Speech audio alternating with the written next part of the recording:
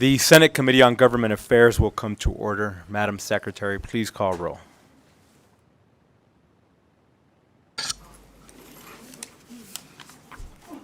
Vice Chair Orenshaw. Here. Senator Goycochea. Here. Senator Daly. Here. Senator Krasner. Here. Chair Flores. Present. Thank you, Madam Secretary. Please let the record reflect all members are present. We have a quorum. I want to welcome all of you to the hardworking Committee on Government Affairs. I want to remind folks to please silence your cell phones. If you haven't done so, I am doing that myself now. I am always excited to have a room full of Nevadans who are passionate about subject matter, so I appreciate all of you being here to make your presence seen and your voices heard. Thank you. I want to remind those of you who are going to be testifying in support, opposition, or neutral to make sure that you provide our committee staff with your information. Sometimes we need to reach out to you for minute purposes, for clarification, intent, etc. Please make sure you do that. All bills are going to be limited to testimony to 2 minutes. If you hit the 2-minute mark, we're going to ask you to please submit whatever additional remarks you wanted to get on the record in writing. Please don't take that as a sign of disrespect. We have a very voluminous agenda for this evening, and we're probably going to be here for quite a bit, so we're just trying to keep that under control. In addition to that, under the same breath, I want to make it clear that we also are going to have to limit testimony to 30 minutes in support, 30 minutes in opposition, and 30 minutes in neutral for all our bills. So not only are we limiting each individual speaker to 2 minutes, but we're also, once we hit the 30-minute mark, in whatever position you're on a bill, we're going to have to stop. And then again, everybody else who didn't get an opportunity to speak, will ask you to submit your testimony in writing so that it becomes part of the record. So I advise you that if somebody already said something you care about, somebody already touched your argument, it's perfectly okay for you to get on the record. You want to make sure your name gets recorded. So you say your name, who you are, what organization you're with, or if you're just here representing yourself, and then immediately afterwards let folk know that I agree with that argument that was already made. No need to restate it. That will give an opportunity for more people to get their name on the record, which I think ultimately you all made the journey all the way over here. There's folk that want to get their name on the record on the phone. So I think that would be the best way. But at the end of the day, you proceed as you wish. We have several bills. The order that we're going to take everything in is we're going to have a work session that we need to take care of now. Members are going to be walking in and out. I myself need to go present a bill in a little bit and come back. I say that only to make the point that please don't take that as a sign of disrespect. We are just crunched up against two deadlines. And the only way for us to effectively do this is run committees, run out, present bills, and come back. So if at times there's only 2 or 3 of us here, please don't think that we don't think your issue is important. It just means that we're probably presenting or voting in other committees. So with that, very long introduction, we are going to open up for the work session document and hand it over to our committee manager, Mr. McDonald, please. Thank you, Chair. Jared McDonald, Research Division. The first bill on your work session is Senate Bill 2. This revises provisions related to emergency management. It was sponsored by this committee on behalf of the Division of Emergency Management and heard in this committee on February 8th. Senate Bill 2 clarifies that under certain circumstances, the Chief of the Division of Emergency Management may activate the State Disaster Identification Coordination Committee or Subcommittee in preparation for an imminent emergency disaster, public health emergency, or other health event. We have one amendment for this bill that was discussed during the hearing and was sponsored by Clark County. This amendment proposes to amend Section 1 to add local county coroner to the list of agencies with which information may be shared for the purposes of reunification or identification. Thank you, Chair. Thank you, Mr. McDonald. At this time, I'd like to entertain a motion to amend and do pass. So moved. Vice Chair Orenshaw has made the motion to amend and do pass. Do I have a second? Assemblyman Daly has seconded that motion. Members, any discussion? Excuse me, Senator Daly. second that motion. Remembering my good old days in the assembly. Members, any discussion? Seeing none, all those in favor, please signify by saying aye. Aye. Those against say nay. Motion carries. Mr. McDonald, next document, please.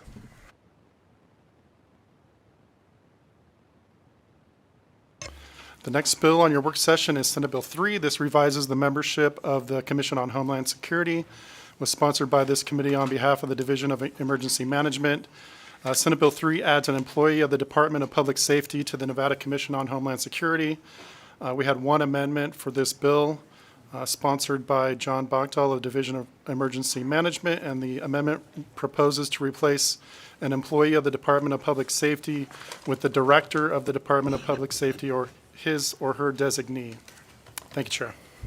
Thank you, Mr. McDonald. And just for the sake of clarity, please let the record reflect that Senator Daley will be doing the floor statement for Senate Bill 2. And as Mr. McDonald has now read through, at this time I'd like to entertain a motion to amend and do pass Senate Bill 3. So moved, Chair. Vice Chair has moved to amend and do pass Senate Bill 3. Do I have a second? Senator Krasner has seconded that motion. Members, any discussion? Seeing none, all those in favor, please signify by saying aye. Aye. Those against say nay. Motion carries unanimously. And Senator Krasner, if I may ask that you do that floor statement. Senator Krasner will do the floor statement. Mr. McDonald, next bill, please. Senate Bill 5 authorizes the Division of Emergency Management in the Office of the Military to use money in the Emergency Assistance Account for certain additional purposes. Was sponsored by this committee on behalf of the Division of Emergency Management. The bill authorizes the division to use money in the Emergency Assistance Account to pay actual expenses incurred by the division for the purpose of emergency management, regardless of whether an expense is incurred during an emergency or disaster.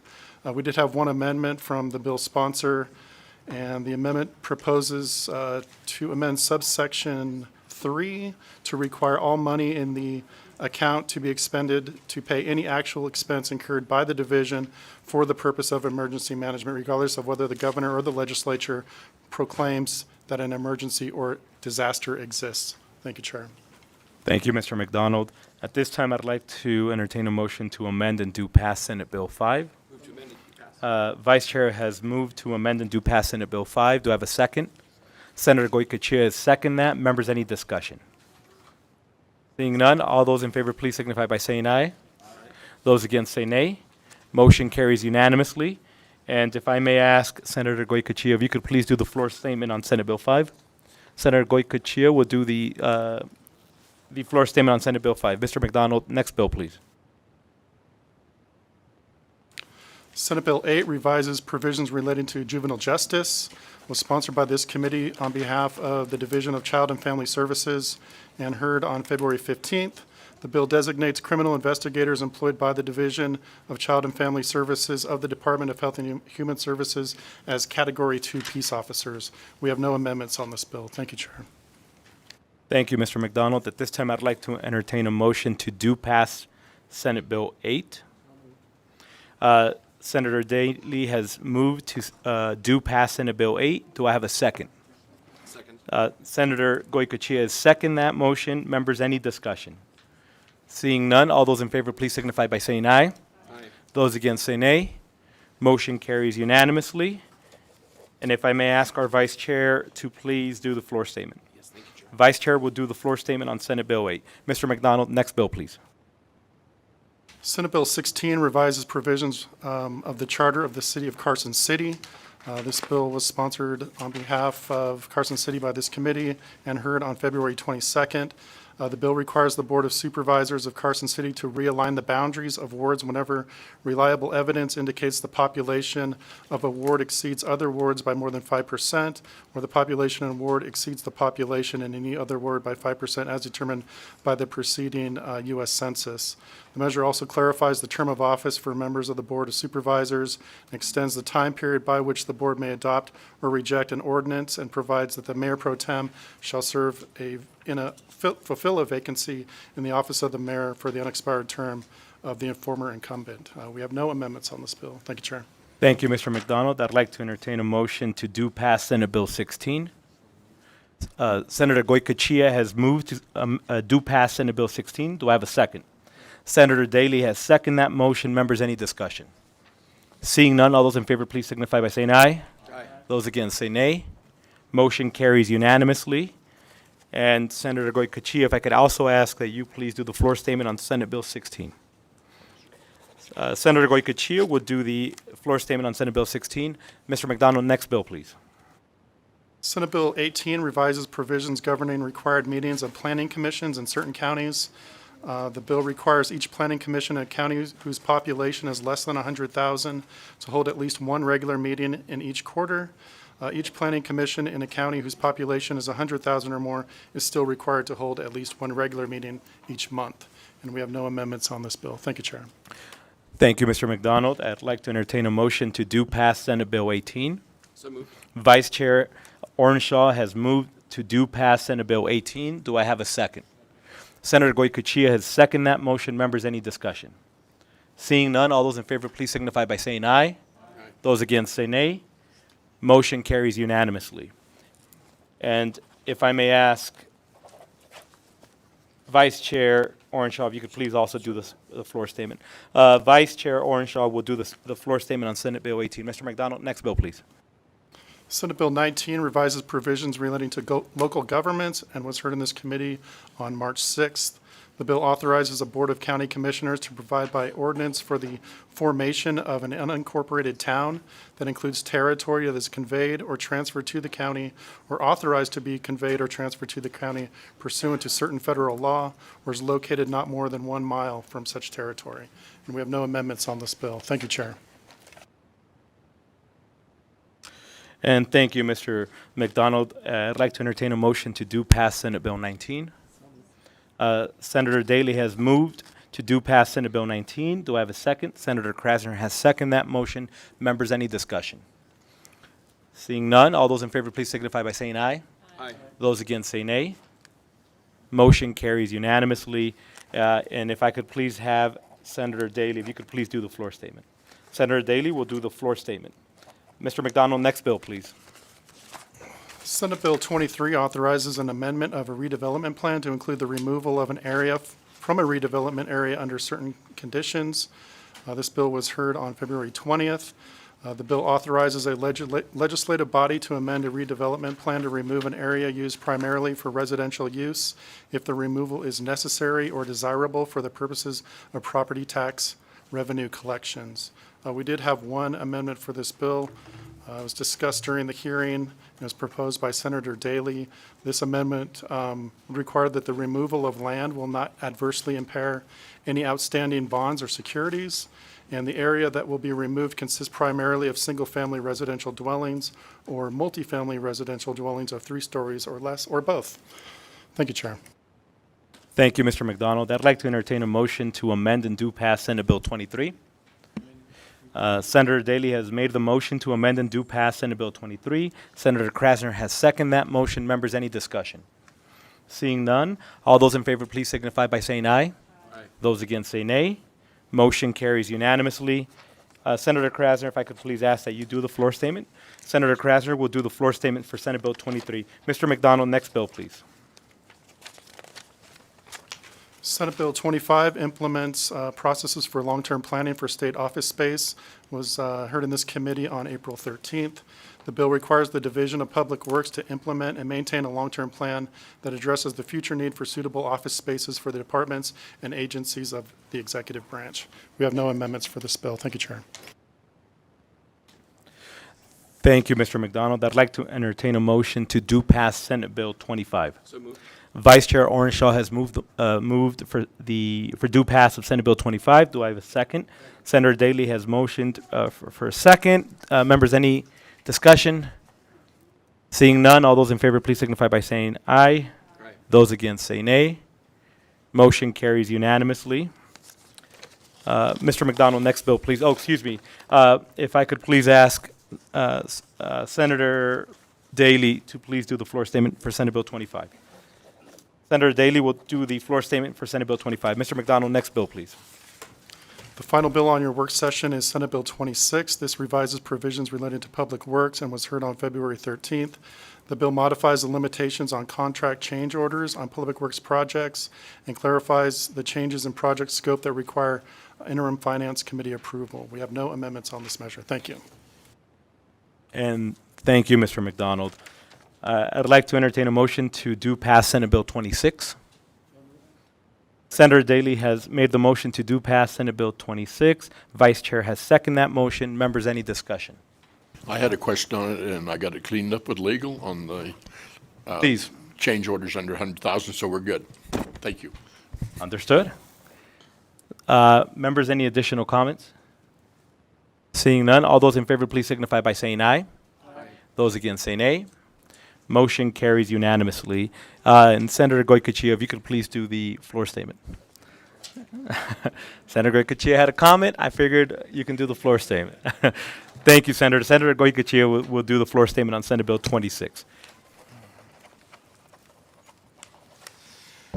All right, members. I am looking for Senator Scheivel.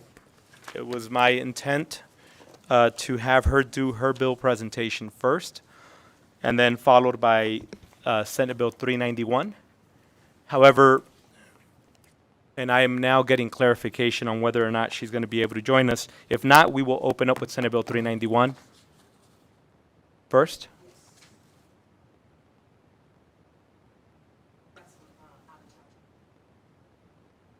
391? Okay. All right, so with that, we will open up the hearing on Senate Bill 305. Senator Harris, welcome whenever you're ready. All right, thank you so much, Chair Flores. I really appreciate you being super flexible with us today. I've brought a couple of friends with me. I'm going to make myself comfortable for a couple of bills here. My name is Dallas Harris. I represent Senate District 11. We will start with Senate Bill 305. What you have before you is a program that about 14 to 15 states have already. We know that most people will not save if they cannot save directly out of their paycheck. There are approximately 44% of Nevadans who don't even have that opportunity. And so in order to save in some tax advantage account, they would have to go to Wells Fargo or Vanguard or Fidelity or the financial institution of their choice, open up an IRA, contribute to post-tax dollars to that, and then get a form back from that institution at the end of the year and file that to have whatever they contributed, take it off their taxable income. I have several degrees and I could barely get that done. We simply can't expect the average Nevadan to go through that type of hoop, especially when a lot of folks are living paycheck to paycheck. So I just want to quickly introduce a couple of co-presenters that I have with me today. Mr. Eric Jimenez from the Treasurer's Office. I believe on Zoom we have Mr. Parker, who is the Executive Director of the Oregon Treasury Savings Network, and Ms. Kim Olson, who is the Senior Advisor at Pew Charitable Trust. And then I believe we are also fortunate enough to be joined by the Colorado State Treasurer, Mr. Dave Young. Now, I brought these folks so that they would be able to answer the committee's questions with respect to how this program would be implemented here in Nevada, what it looks like in other states that are already operating them, and then we have Pew again for a more national view. Members, you should have at your desks an exhibit that I offered. It is prepared by the Georgetown Center for Retirement Initiatives and really walks through the benefits that Nevada could see if we implemented this program. It is my opinion that if we don't get people to start saving, our social programs are going to be in trouble in 30 years, in 40 years. We cannot accommodate the needs of a continually growing population. We made a decision that we wanted to move away from the traditional pensions and working 30 years, and more towards this individual responsibility to save. But we've left some folks behind. And so this program costs nothing to the state, it costs nothing to businesses, and is completely run on the fees of the participants. Completely run on the fees of the participants. Nothing to the state, nothing to businesses. Now, this is a opt-out program, but we're going to make sure that people have at least 90 days to take their money out penalty-free if they feel that they don't have the resources to be able to contribute to this plan. Anyone will be able to go on and switch their election to 0% and maintain whatever balance they have in their account. It works just like the one that a lot of you all and I have through my job. I can decide to up my contribution. I can decide to lower it to 0. And so I think that this program is really going to benefit Nevadans, and it's super essential that we do this sooner rather than later. I often think of when the pandemic happened, and none of us were going to see that coming, to be fair, right? But our unemployment lines wouldn't ring. You know why? It's because people had no savings. They had no cushion. Imagine if we had passed this maybe 4 years prior to the pandemic. And I think it would have been just a little bit easier for people to get through. So at this time, Mr. Chair, if it's okay with you, I will turn it over to Mr. Parker, who is the Executive Director, if he'd like to make any comments. And I do believe we have him on Zoom, but I don't know if we can confirm that. Yes, Mr. Chair, Michael Parker, I am here. Happy to join you today. Can everybody hear me okay? Yes, we can. Thank you for joining us. Great. Happy to be here again. I know that you have a packed schedule. I want to take a couple of seconds to let you know how this is working in Oregon. We passed this bill several years ago. We've been operating since 2017. So not all that long. We have nearly $200 million in assets in our program, representing about 120,000 savers. Important to note, as the senator said, much like Nevada, I believe, these are first-time savers. They skew much younger, 25 to 35, and haven't really probably been thinking about retirement. This program allows them that opportunity. I think it's also important for us to note that we do have an opt-out program, just like you're proposing there. And so folks in our program have about 60 days or so, just like you're proposing to opt out.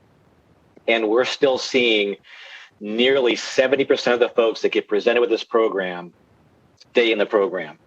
And so that's what we call, a 30% opt-out rate, which is incredibly high. I think if you look at other states, they're going to be around the same thing. The other thing that I think is important is people are now understanding the importance of savings.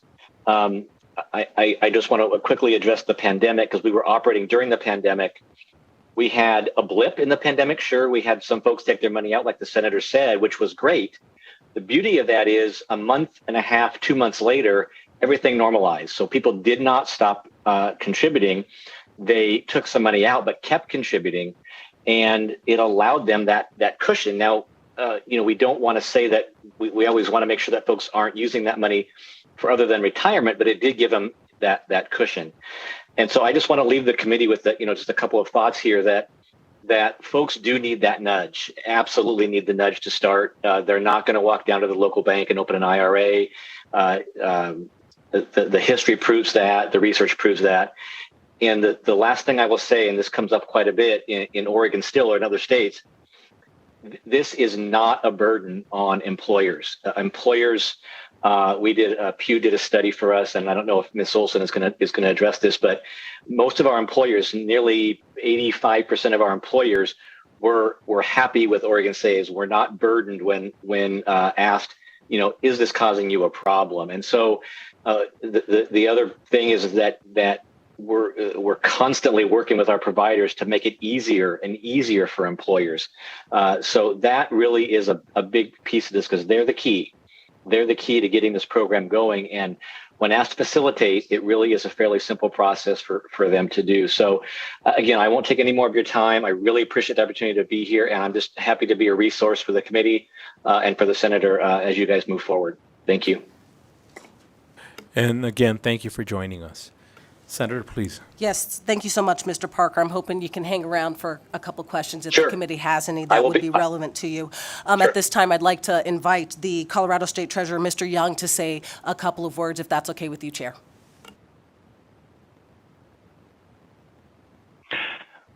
Good afternoon, Chair Flores and members of the committee. I'm Dave Young, and I serve as the Colorado State Treasurer. Can you hear me okay? Yes, we can. Very good. Well, I'm pleased to be here today to testify in support of Senate Bill 305. In Colorado, we recently launched the Colorado Secure Savings Program. The bill establishing our program was signed into law following the 2020 Colorado legislative session. Our program was established in order to close the retirement savings gap that Mr. Parker talked about and as Senator Harris talked about. And in our state, could leave an estimated 1 million Colorado workers behind. And that's about 40% of our private sector workforce. Colorado Secure Savings is a state-facilitated retirement program for private sector employers and their employees. Employers with 5 or more employees in Colorado and who have been in business for 2 or more years are required to either register for Colorado Secure Savings or provide a private retirement plan for their employees. Since the passage of our bill, the Colorado Secure Savings Board and Treasury staff have been working through the implementation stages to design an easy tool for Colorado businesses to use to help their employees save. The benefits for the employers are many. There's no cost to the employer. The program is compatible with payroll processes, and signing up requires very little administrative time. It's also very easy for employees to manage their accounts, including deductions and investment choices. Lastly, the account is portable and allows employees to move their account with them if they change jobs. Implementation of the program officially began in Colorado in January of this year. Notices were sent out to businesses in waves depending on the size of the company. Our website, which is coloradosecuresavings.com, makes it straightforward for employers to get into the program within 3 easy steps. Business owners would register for the program, then they'd upload their payroll information and keep their employee records up to date. The same website also makes it easy for savers to manage their accounts in a very similar way as has been described by the Senator and by Mr. Parker. This program is a meaningful opportunity to increase financial literacy regarding retirement programs and to help people save for their future. This program has significant benefits for both employers and employees. I often say it's always a good day to start saving. Waiting to start saving means losing out on the power of compounding your earnings and setting yourself up for a more comfortable financial future.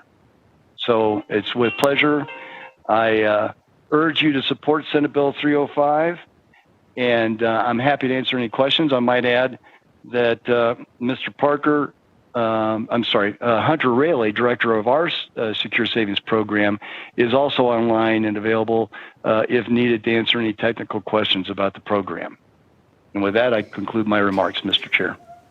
Thank you so much, Treasurer Young. In the interest of time, I won't have Ms. Olson do an opening statement, but the committee should have her written testimony available to you at your desks. Senator Flores, Chair Flores, if it's okay with you, I will open it up to the committee for questions at this time. Again, just for clarification, we have Mr. Jimenez here from our state treasurer's office, Mr. Parker, the executive director of the Oregon program, Ms. Olson, who is from Pew, who has kind of a more national view on these programs, and then Mr. Young, who is the treasurer. So if your questions are for me, please let me know, but if you'd like to direct one of your questions to them, please let us know.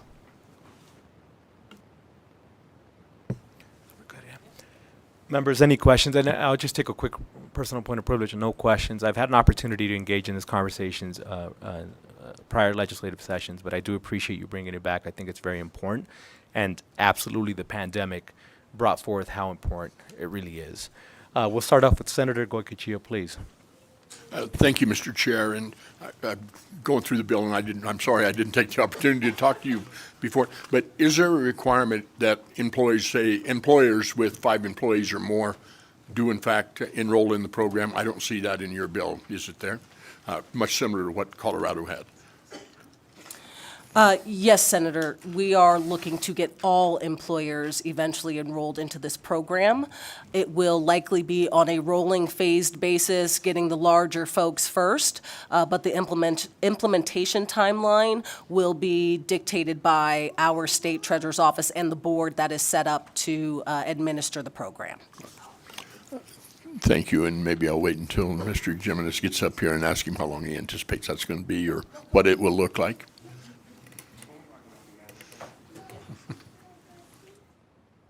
Thank you for the question, Senator. Eric Jimenez with the Treasurer's Office. For the record, I will just refer the committee to an amendment from Senator Harris that is posted on Nellis.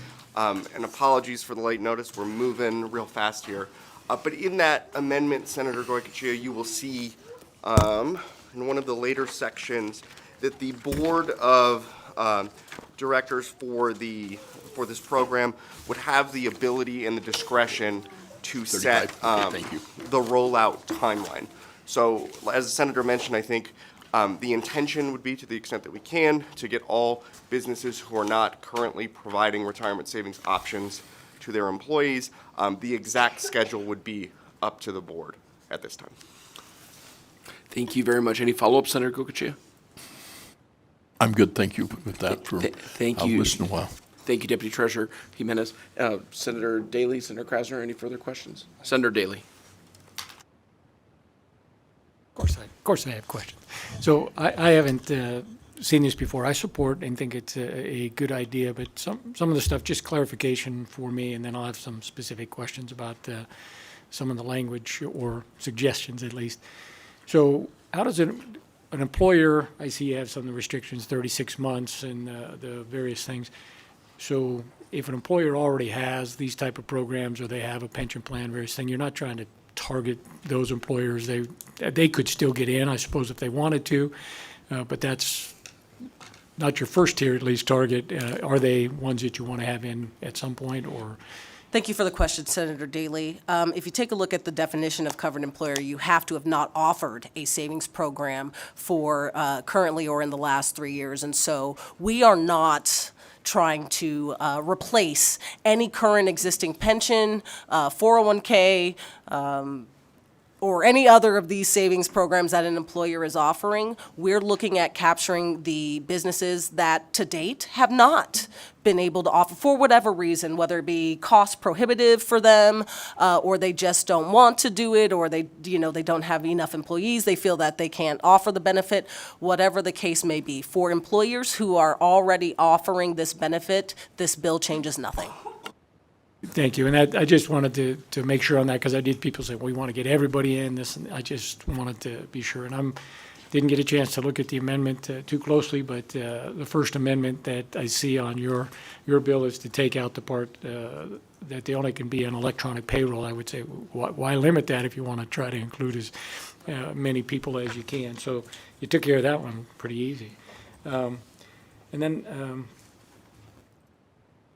going to section 23, and I don't know if you amended that as well, where you had that they have to make the contribution once every 10 days. My recommendation would be a lot of employers, and I know like for all of our employers, and I don't know if you change that, but 10 days after the end of the month or once every 10 days after the person would have been paid, a couple of times a month they're going to be making this contribution. Seems to me it's going to be easier to be done on a monthly basis. Typically, at least the way it is, like with most collective bargaining agreements for contributions the employer makes, it's due by the 15th, it's late by the 25th of the following month. It's just more of the pattern on how most all of this stuff works. I'm just curious why it was 10 days or if that's going to be changed.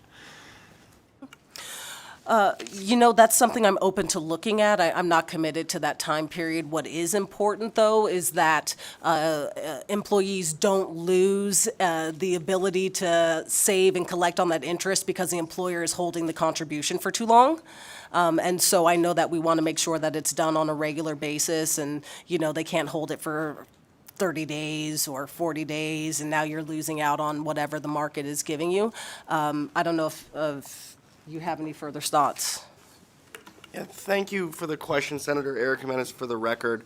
I think we'll look at that and take that back. I think you bring up a very good point, and we would advocate for just some implementation flexibility. But I think we would like to see some level of regularity and congruency with when those payments would be done. So I think we're totally open to the number of days, but I think we would like to just see some level of regularity. And I'm just making a suggestion on how it might be easier with a lot of the stuff that I'm familiar with that's regularly done. It's usually on a monthly basis, the 10 days. And I take your point as well, Senator, that you want to get it in the bank for the guy as quickly as he can as well. One of them, just a technical question that I have, if I can continue, Mr. Chair. Please go ahead, Senator Daley.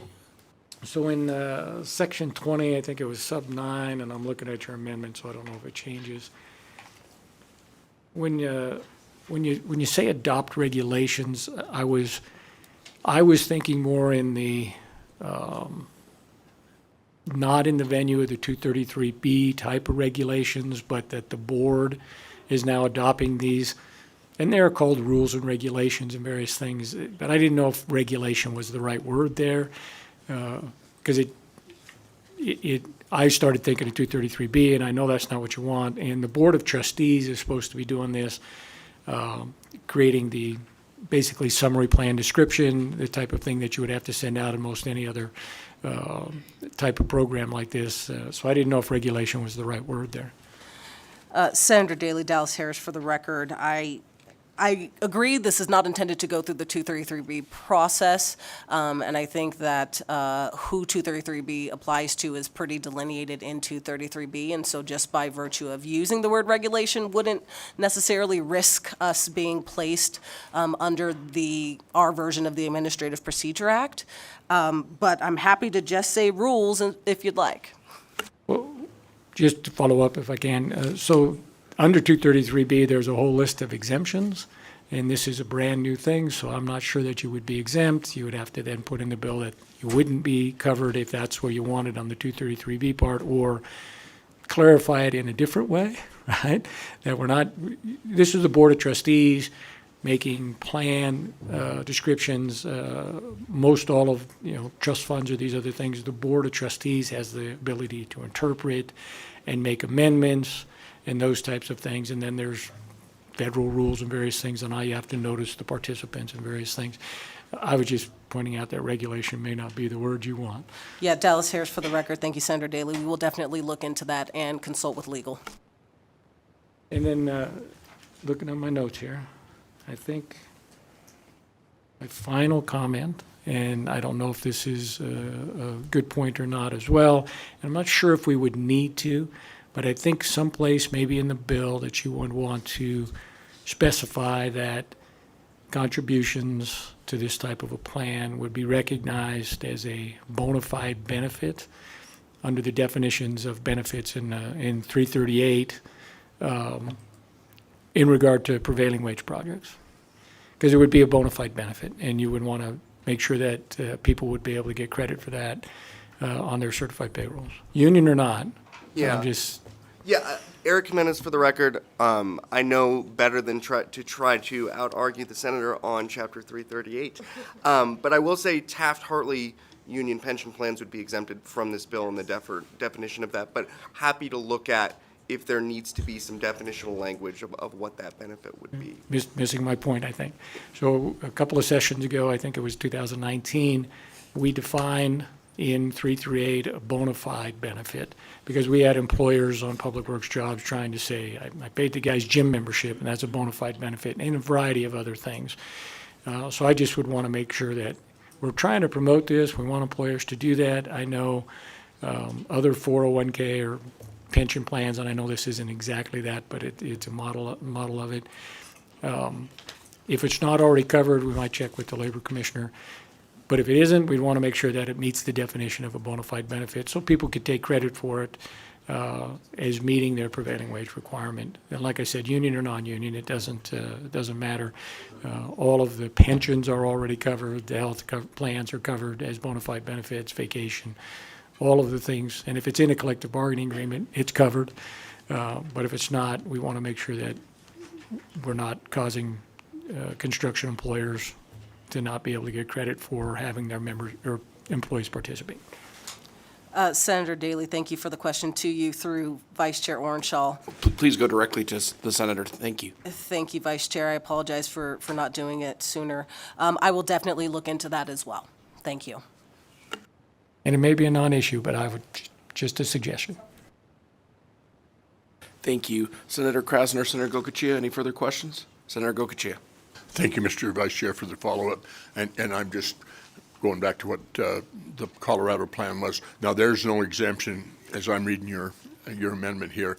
It doesn't matter what size of business. If you've got one employee, you've got to participate, unless that employee opts out. Under the current version of the bill, Dallas Harris for the record to you, Senator Gocochea, under the current version of the bill, yes, that is correct. Although I'll remind you, it is free to the employer to enroll the employee, and that we've also offered an option for you to get a similar plan through your chamber if you'd like. And so there are a couple of options. It doesn't have to be the state program. And I thank you for that. If I may, a follow-up, Mr. Vice Chair. Please go ahead, I'm Senator just- Gocochea, and please go directly to the senator. Yeah, concerned about my sector, the ag sector, and, they've got one permanent employee and 3 guys helping haying in the summer, and, it gets, the paper trail is what concerns me. We're not real good with the books.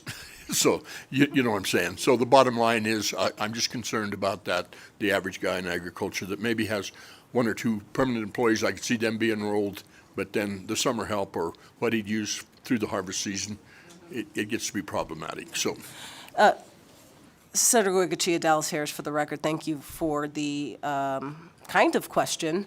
I will note that the employee has to have been employed for 120 days, and so that should help with some of those temporary, employees that come in and out.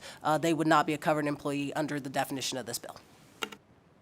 Thank you. yes, and I see it says you also have to be in the business for 3 years, but I just hope that we don't have guys laying them off at 119 days. Thank you.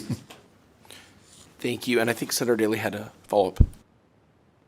One more, sorry, I just was thinking of, is in relation to the portability, I think one of the guys on the video mentioned. And obviously, once you get it in here, if you quit and various things, you can roll it over into another exempt account, unless you can still remain a participant, just leave it there. I don't know if that's an option. But it would only be portable in the fact either you got to roll it into something else if your employer has a different plan, which I hope people will do, or if they go from one employer that's participating in this to another employer that's participating, it's just now new contributions are going into that same account. Is that how you envision it working? Thank you for the question, Senator Daley. Dallas Harris for the record. Yes, that is how I envision it working. It's an account that will sit. As a matter of fact, if you leave your employer and you go to a new employer that offers a plan, you don't have to roll it over if you don't want to.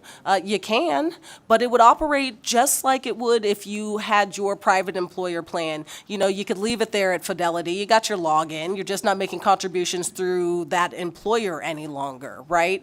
But it will sit, and it will be there for you regardless of where you move to, making you money in the meantime. Thank you very much. Members, any additional questions? Just one question I have. On the amendment, page 7, section 23, and you touched upon it briefly, Senator, the language about each covered employer shall automatically enroll the covered employee in the program or in a similar program offered by a trade association or chamber of commerce. Do you envision the programs managed by the trade associations and chamber of commerces to have the same safeguards, financial safeguards for the retirement funds as if they were in the state program? Thank you for the question, Senator Orenshaw. Dallas Harris for the record. The chamber will be up here to testify at some point. I do not intend to amend their program. What they're offering will be what they offer, and this bill will not require them to offer anything different. Although a lot of these programs are often, they're just holding Vanguard offerings or, some Fidelity offerings underneath it. So a lot of those financial safeguards are in place when you offer this plan generally. Lots of federal regulations in this space. And so I'm not concerned about how well run those programs are. Thank you very much, Senator.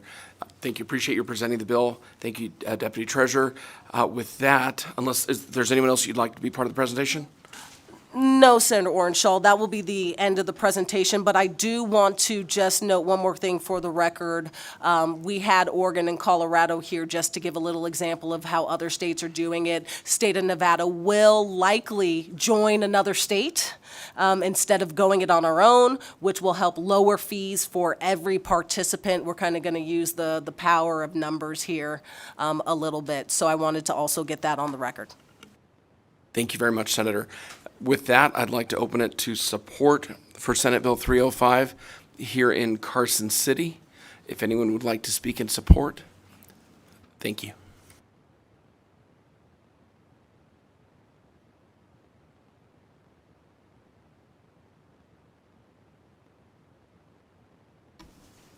Please state your name for the record and proceed. Thank you, Vice Chair Orenshaw and members of the committee. For the record, my name is Maria Moore, and I am the State Director for AARP Nevada.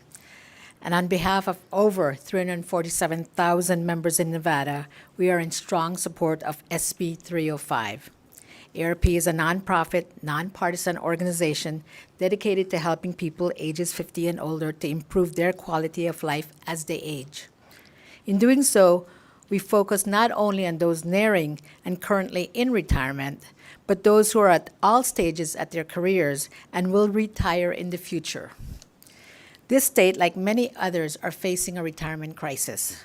In Nevada, there are 566,000 Social Security beneficiaries, of which close to 30% rely on Social Security as their primary family income. Social Security was never intended to be a person's sole source of income in retirement. At this rate, 1 in every 2 middle-class retirees will be unable to afford basic needs like rent, medicine, and utilities. This will cost taxpayers down the line in social services. If we take action today, we can reverse this trend, and that is what Senate Bill 305 seeks to do. With fewer employers willing or able to offer traditional pensions, it has fallen more and more to the employee to establish their own retirement savings plans. However, workers are 15 times less likely to save for retirement if they do not have access to payroll deduction savings planned through their employers. In addition, certain groups of people are disproportionately impacted by a lack of access to their retirement plans. The higher rate of part-time employment among women is a large factor in their lower eligibility rates for employer-sponsored retirement plans, as many don't work enough hours to be covered by their employer's plan. Ms. Moore, thank you for your comments. We're at 2 minutes. If you could I'll bring it wrap to it up. close, thank you. For that and many things which affect the huge underserved, we applaud Senate Bill 305 and urge its passing. Thank you. Thank you for your testimony. Please state your name for the record and proceed. Good afternoon, committee members. My name is Sarah Evans, S-A-R-A-E-V-A-N-S, and I'm the Vice President of the Supervisory Unit for SEIU Local 1107. We thank the bill sponsor, Senator Harris, for bringing this bill forward. SEIU Local 1107 represents 18,000 in northern and southern Nevada. We understand the need for programs designed to help people save for their retirement.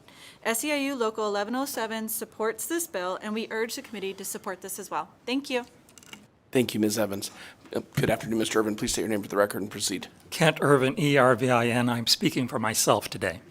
but based on my experience as a member of NSHE's Retirement Plan Advisory Committee since 2006, my 2 terms on the Nevada Deferred Compensation Program Committee, appointed by Governor Sandoval and reappointed by Governor Sisolak, and from following PERS, both in my Nevada Faculty Alliance role and because I married into PERS.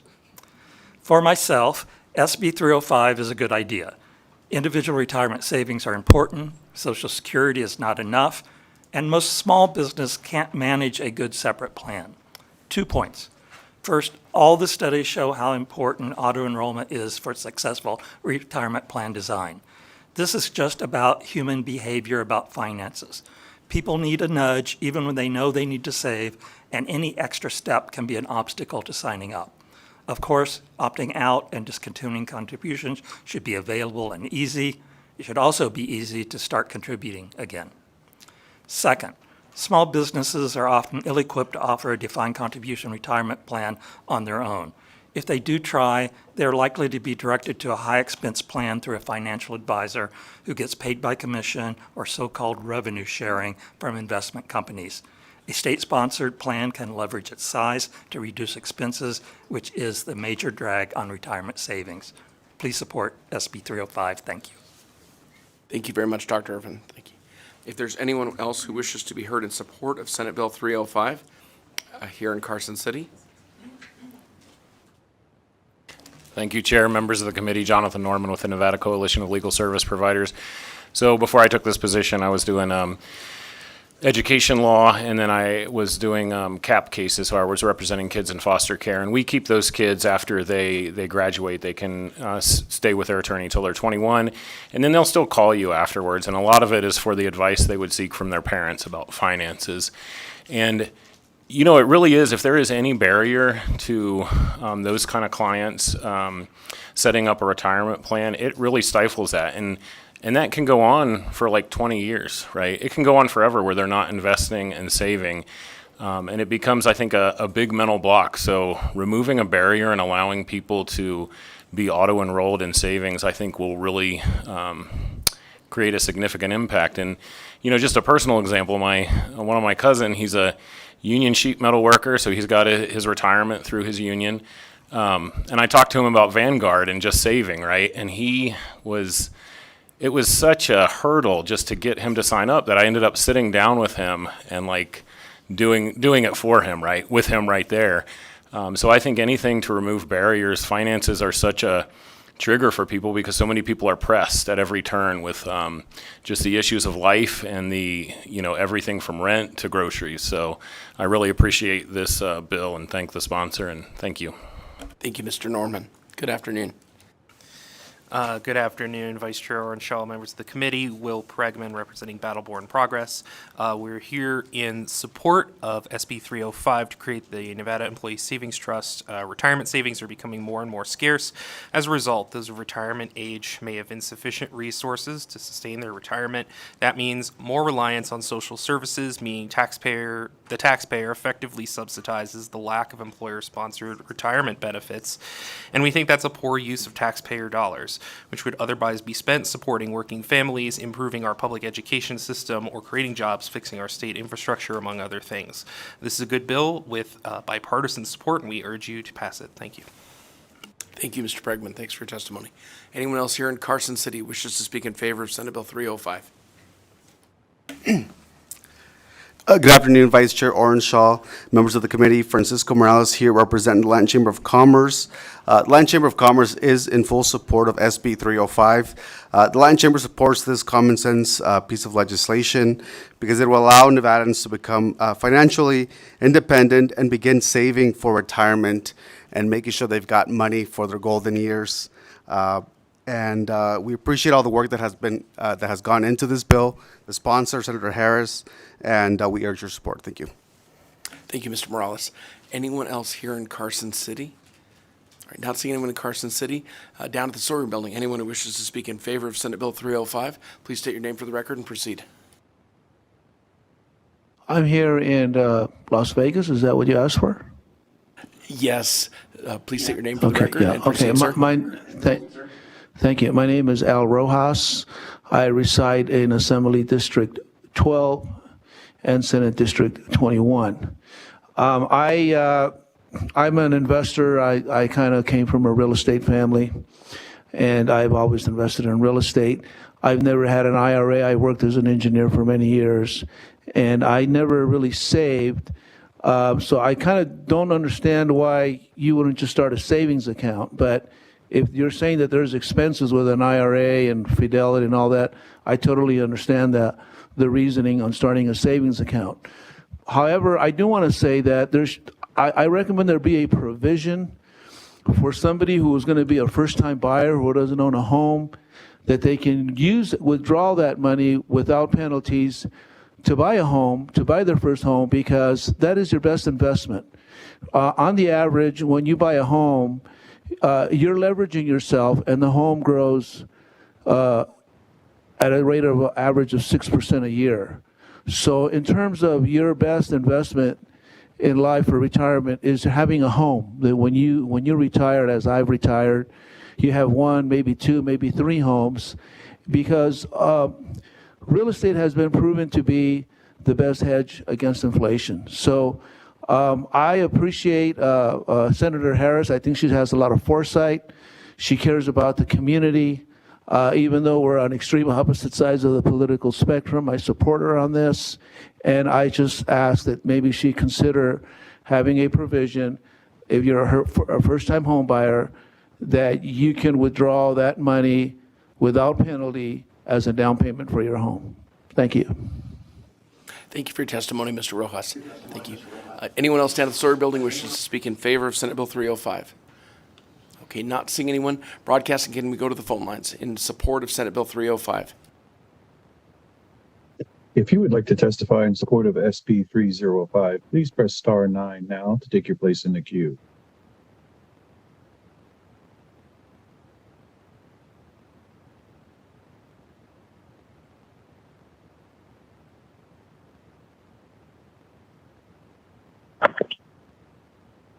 I am so sorry. Is this in support or opposition? This is support of Senate Bill 305. Please state your name for the record and proceed. Okay. No, I'm sorry. I'm not in support. I'm in opposition. Okay, thank you. We'll get to opposition in just a little bit. Broadcasting, is there anyone in support of Senate Bill 305 on the phone lines? There are no callers choosing to testify at this time. Thank you. And now I'd like to hear testimony. If there's anyone in opposition to Senate Bill 305 who wishes to be heard on the record, we'll start here in Carson City.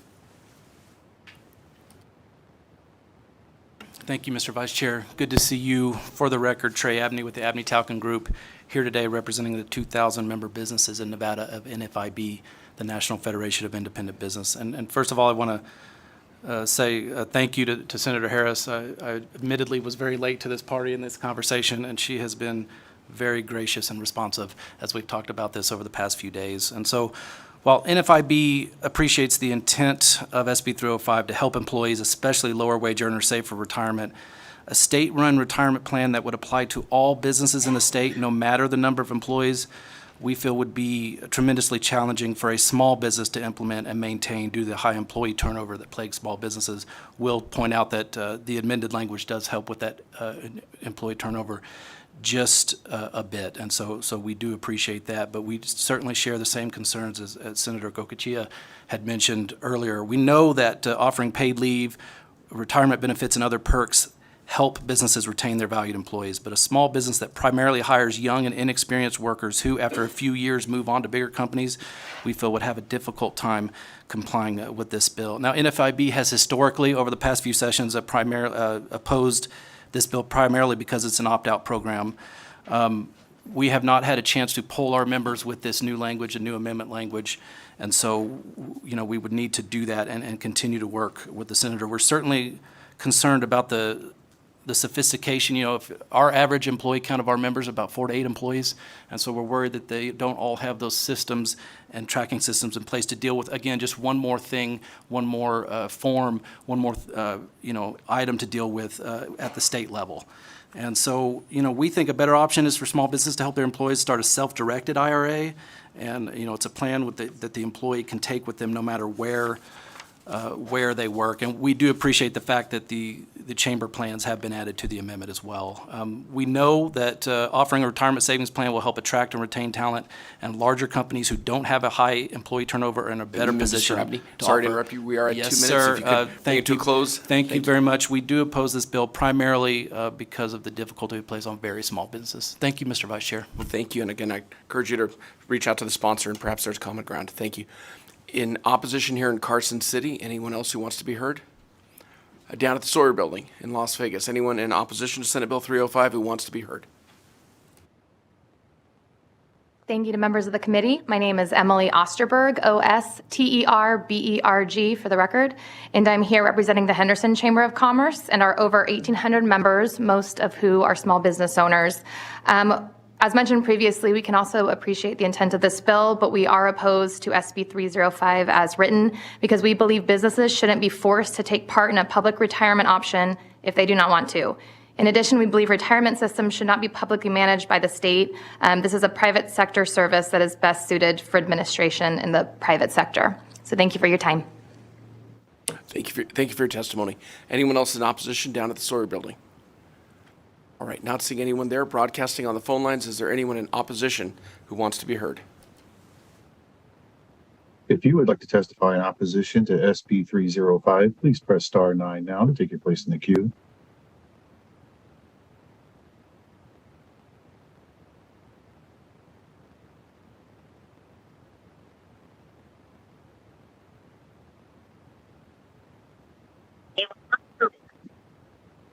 Hi, this is Katrin Ivanov, aka Mrs. Fixit, last name Ivanoff. I am calling in opposition of this bill because any bill that has an exemption for union employees, government employees, should not see the light of day. If this is such a good bill, why are the government employees exempt? Do you think they don't deserve all these goodies, in quotation, that come with this bill? What else are you gonna... People have to be adults and people have to be responsible for their own actions. They should do their own savings. Tell me one thing that the government got involved that is running amazingly. Healthcare, you budget that. DMV, lines to the wazoo, waiting time. People never have good experience in DMV. All the good experience people have is with private employees in private sections. You guys killed 1/4 or more of the small businesses in Nevada through COVID. Now you want to put another bill that's going to put your boot on top of the small businesses' necks? That is appalling to me. Instead of seeing how you can help our constituents, your constituents, instead of seeing how you can help people to create more small businesses, you're just looking for ways to have them not even want to do a small business. I think it's very unfair. If that bill is so good, why are you examining yourself? Thank you and have a lovely day.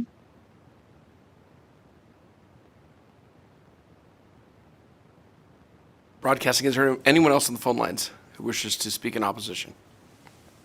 Hello, my name is Leslie Quinn, and I am in opposition to SB 305.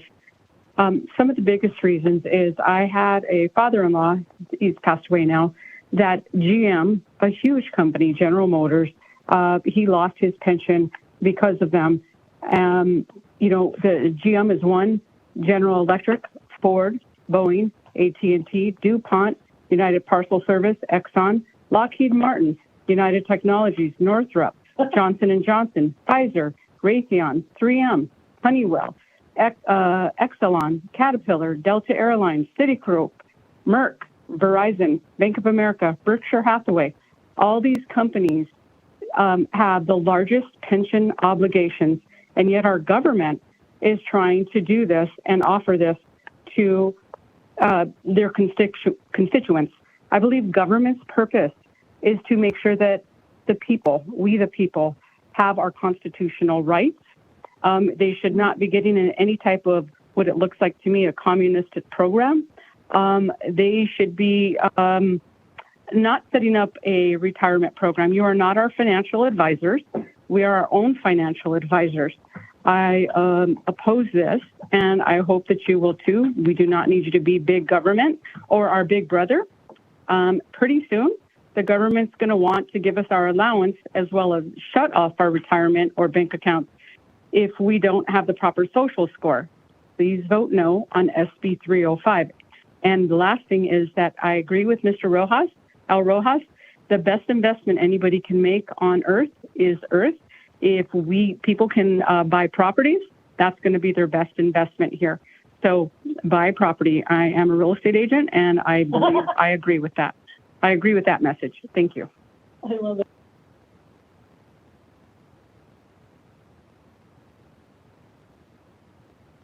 It pisses me off. Hello. I'm Susan Proffitt, Proffitt, and I'm the Vice President of Nevada Republican Club. I'm going to speak for myself, though. I don't agree with this. It sounds great, and there are people that really don't know how to invest, but you know what? You're not our parent. And I agree with the last caller. A lot of people who have saved all their lives have lost it all when they trusted whoever was holding it. And I'm sorry, but I don't trust the government anymore. I really don't. Not after they waged war on us, you know, and we don't need bigger government. I mean, have we not learned anything from GE who shafted their employees out of billions? The government isn't a savings and loan. And the last thing we need is another government agency. High employee turnover means many people are going to leave the money on the table and forget it's even there. And you know, they're not going to be reminded from anybody in Las Vegas. That's just not going to happen. And I agree with the lady who said, you know, you can grab our money. I mean, if you don't pay your taxes on time, you guys going to come in and take it? I mean, without telling us? This is wrong. It's just wrong. I don't agree with it. You need to stay out of our homes, our bank accounts, and our medical. Please do not pass this. Thank you.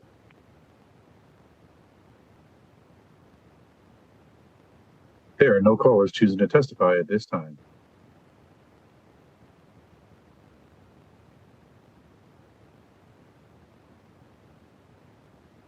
PPS, we will now go to those wishing to testify in the neutral position.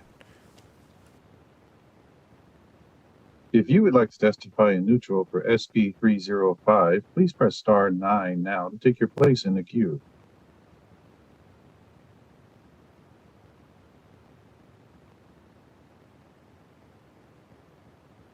The public line is open and working. There are no callers at this time.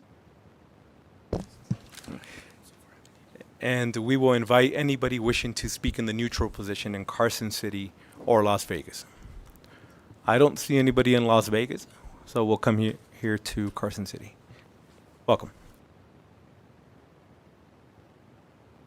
Good afternoon, Chair, members of the committee. Paul Morat with the Vegas Chamber. The Chamber is in the neutral position on SB 305 with a proposed amendment. I do want to thank the bill sponsor, Senator Harris, for convening stakeholders and having this conversation with the Chamber and other groups regarding her intent of the bill. I also like to thank ARP and their team for leading negotiations for us to be able to come to this compromise. As many of you know, the Chamber's had concerns with similar versions of this bill in the last several sessions because of the concerns with public offerings versus private offering markets. But we do believe that this proposed amendment you see in front of you today does find a middle ground so we can move forward with a neutral position. I just want to clarify a couple quick comments about some of the comments that were made from the dais. This bill, if you see in Section 7, outlines which employers and which ones would not be included. So, for example, if you're a public sector employee or if you're in a plan that's administered by the Railroad Labor Act or for example, Taft-Hartley, you would not be in that. So this is primarily dedicated to private sector employees. And most private sector employees are paid every 2 weeks, so there is that part of the consideration that Senator Harris was talking about, contribution benefits in those timelines. Again, the Chamber is neutral. We very much appreciate the work that's been done, that we're able to get this position today, and happy to answer any questions for the committee. And I just want to clarify that the Vegas Chamber does have a plan in full disclosure. It is regulated and so forth, and is offered by our chamber. Just want to be full disclosure on that. Thank you. And thank you for joining us.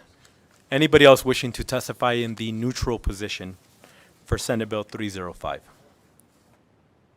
Seeing none, Senator, I think I lost you. Senator, any closing remarks you may have? Just briefly, Chair Flores, thank you so much. I really appreciate the committee's time in hearing this bill. I want to clarify a couple of things. Although this program is a state program, the government will not have the ability to withdraw funds from anyone's account. Most states have put out for a RFP, which means inevitably there is some private company who's doing a large portion of the administration. We will likely only have 2 or 1 state employees, it might be Mr. Jimenez if he's still here, who will be responsible for administering the program, but the nuts and bolts will be taken care of likely by a private company, or again, if we join another state, the company that is running their underlying program. I will also note that while it seems like this may be burdensome, if you've ever met Treasurer Conine, you know that he will get this right. And he will make it as simple as possible for every employer to participate in this program. I will also note briefly that there is no punishment, there's no enforcement mechanism in this bill. I don't want to say that too loudly. But, you know, if someone makes a mistake, there isn't going to be some hammer that comes down on them. But we really do want to make sure we are capturing as many Nevadans in this program as possible. Thank you, Chair. And thank you. And with that, Senator, we're going to go ahead and close out the hearing on Senate Bill 305. And next, we'll open the hearing on Senate Bill 391.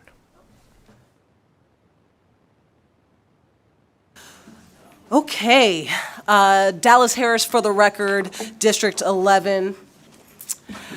Chair Flores, thank you so much, and committee for taking the time to hear Senate Bill 391.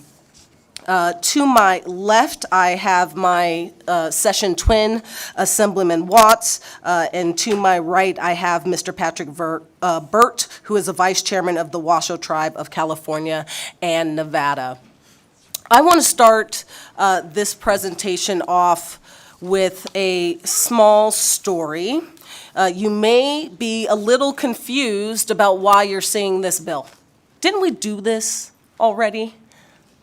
That's what I thought to myself until I heard on the news when a certain former president came to visit Minden. They were talking about how we still have a sundown siren. And I called my colleague here to the left, I think he'll remember this, and said, didn't we do something about that already? How are they still ringing that thing? The truth is crazier than fiction. Turns out they decided, this certain town has decided, that instead of ringing it at 6 o'clock, they would move it up to 5 o'clock and call it good. I don't think any legislator in this building, regardless of your political spectrum, appreciates when the legislature sends down a clear directive with clear intent, and whether it be a city, county, or Joe Johnson, and they circumvent it intentionally. Committee members should have 2 articles with them. I just want to highlight this first one from the Reno Gazette-Journal. First sentence, Minden says it will not silence its so-called sundown siren, even if the Nevada legislature passes a law meant to make the town do just that. And guess what? They did exactly what they said they were going to do. And so we're back again. I'm not pleased about it. I didn't want to have to bring this bill. My colleague took care of it. But we got to come down with a little heavier hand. And so the bill that you have before you says, do not ring it. No matter what size your city, county, town is, don't ring it unless there's an emergency. You can ring it on a holiday if that so gets you into the mood. But except for these other circumstances, we've got to shut this thing off. I'm going to first turn it over to my colleague, Assemblyman Watts, to talk a little bit about what this means to him, given that he was the original sponsor of the bill in the 21 session. And then, Chair, with your permission, I'll turn it over to the Vice Chair to talk a little bit about what it means personally for the tribes here in Nevada. Thank you very much, Mr. Chair, members of the committee. For the record, Howard Watts, representing Assembly District 15. And thank you to Senator Harris for bringing forward this bill, and thank you for allowing me to speak today. So when the legislature passed Assembly Bill 88 and amended into that provisions to put an end to the use of sundown sirens in our state, I was excited. The provisions within that bill were pretty comprehensive to try and address hurtful and discriminatory symbols and legacies of our past. And this body took, again, I think, a comprehensive and holistic approach to trying to address that and move forward. And yet, there are still aspects that linger today. And this has been a frustrating issue because, as Senator Harris noted, there was some resistance and defiance in some of the statements that were made even while this legislation was being considered. Then, after it was passed, I think the intent was misrepresented, and my position at all times was to try to give some weight and authority and respect from our state government to tribal government. And what I have ultimately learned is that there's been a lot of difficulties in the relationship between the tribal government, the impacted tribal government, and the relevant local government officials, and that sovereignty has not been given the proper respect, and that the tribe and its members do not feel that the changes that have been made since that law was passed are aligned with the intent. And so because of that, I think that it's important for us to come back and take another crack at this and hopefully get the job done. So that's why I wanted to just come and provide a little bit of background as the sponsor of the legislation in the past legislative session, and why I signed on as a co-sponsor for this bill. And with that, would like to provide time for you to hear directly from the affected community. Vice Chair Burt, if you would, please. Thank you, Senator Harris and Assemblyman Watts. Hangum Hamuheji, Chairman Flores, and members of the committee. Before I begin, I would humbly request to you, Chairman Flores, that we're able to see and view the Grant Sawyer Room at Las Vegas, as I'm hoping to present. Oh, okay. Yeah, I see them there. I apologize. So I would like to begin with honoring my ancestors as well as future generations, also elders and youth that are here in Carson City and might be online, and also at the Sawyer Room in Las Vegas. Moving forward, I would like to recognize that Chairman Sorrel Smokey of the Washoe Tribe of Nevada and California, Chairman Warren Graham of the Duckwater Shoshone Tribe, and Irvin Jim of the Woodford's Community Council are all present at the Sawyer Room in Las Vegas. In the room here in Carson City, and I would ask you to stand if you would, Secretary Treasurer Lisa McDonald of the Dresslerville Community Council, Chairwoman Darren Pete of the Las Vegas Paiute Tribe, and Vice Chairwoman Isla Yazi, also of the Las Vegas Paiute Tribe. We come to you today in support of SB 391. So to begin then, for many Washoe experiencing the blatant racism and prejudiced social climate of Minden, Nevada, the daily siren at 6 p.m. is a deafening trigger. It's ironic then that on this 5th day of April, 106 years ago in 1917, Ordinance Number 6 was passed unanimously by the Board of County Commissioners in Douglas County. This ordinance mandated that Indians to, and I quote, leave and be out of the town limits of the towns of Gardnerville and Minden by the hour of 6:30 p.m. each and every day," end quote. Thus, the Minden siren was born. The legal results of violating the provisions of this ordinance included a fine of up to $25 and imprisonment of up to 10 days on top of the costs of said actions. This allowed for a multitude of inhumane actions to be enacted upon the Washoe and other Native peoples visiting the area. Established in 1906, Minden, Nevada is situated in the Carson Valley, which is home to the Paualu, or People of the Valley, band of the Washoe. Federally recognized as the Washoe Tribe of Nevada and California, the Washoe maintain that we have been of this land since time immemorial. The relationship between Washoe and settlers has been contentious since settlers first flooded our area in search of mining prospects and rich farmlands. These competing worldviews clashed and served as a staging ground for conflict. Restricting the presence of Washoe people in particular places was seen as a policy that would help to eliminate friction between the groups, but this would only serve to empower settlers with the jurisprudence to enact violence. The restriction was policed by not only law enforcement, but many white citizens also took it upon themselves to determine and carry out penalties. Washoe elders have shared horror stories of the treatment they suffered. Many acts of violence occurred on a wide spectrum, from being verbally assaulted with racial slurs like, and I'll quote, "Go back to the res digger," end quote, digger being spelled D-I-G-G-E-R, a racial slur attached to indigenous peoples of our area in California. And I'll quote, "You squaws better get home if you know what's best for you," end quote. These, along with physical and sexual assault. Several Washoe men were beaten and their braids were cut off. Many Washoe women were beaten and raped.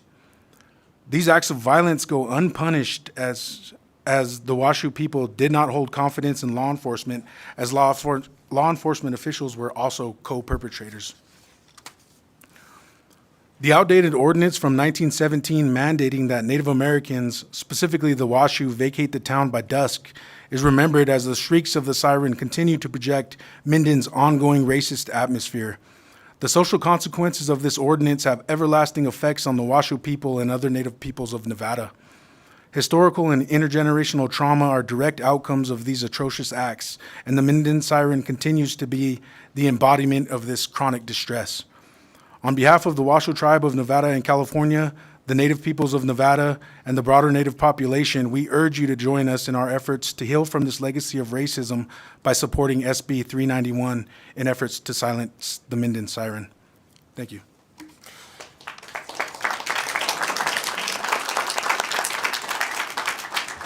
Thank you so much, Vice Chairman Burt.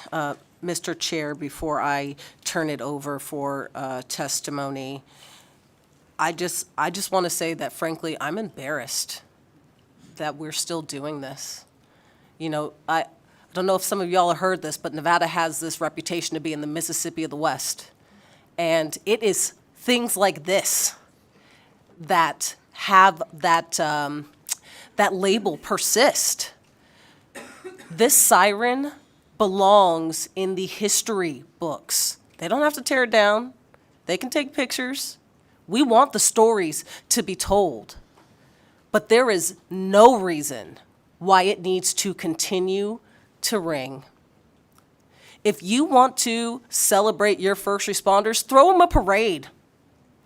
Give them better health benefits. Give them hazardous pay. There are a million ways to show your appreciation. Blasting this siren is simply not okay. And we're relying on this body to make sure that the siren stays where it should, and that's in the past. Thank you, Mr. Chair. Thank you. Excuse me. And with that, we will open it up for questions. Senator Daley, please. My apologies, Mr. Chair. We are happy to answer any questions. Exit stage except for right, Senator right? Daley's. Hey, no. I actually do not have a question. I support this. I'm frustrated as you. I don't think I was here when you guys did this last one, but apparently they didn't get the message. And reading your headlines and various things there about, well, they just moved it from as what the bill said last time, that they shall not, the bell or alarm as previously sounded. So they just moved it an hour. And I think there might be a hole in the deal is in testing the siren or bell or alarm at reasonably scheduled intervals. I think you need to tell them when reasonably scheduled is and put a limit, not less or more frequently than once every 60 days. And I think that's too much. You should do it quarterly, but you pick a number.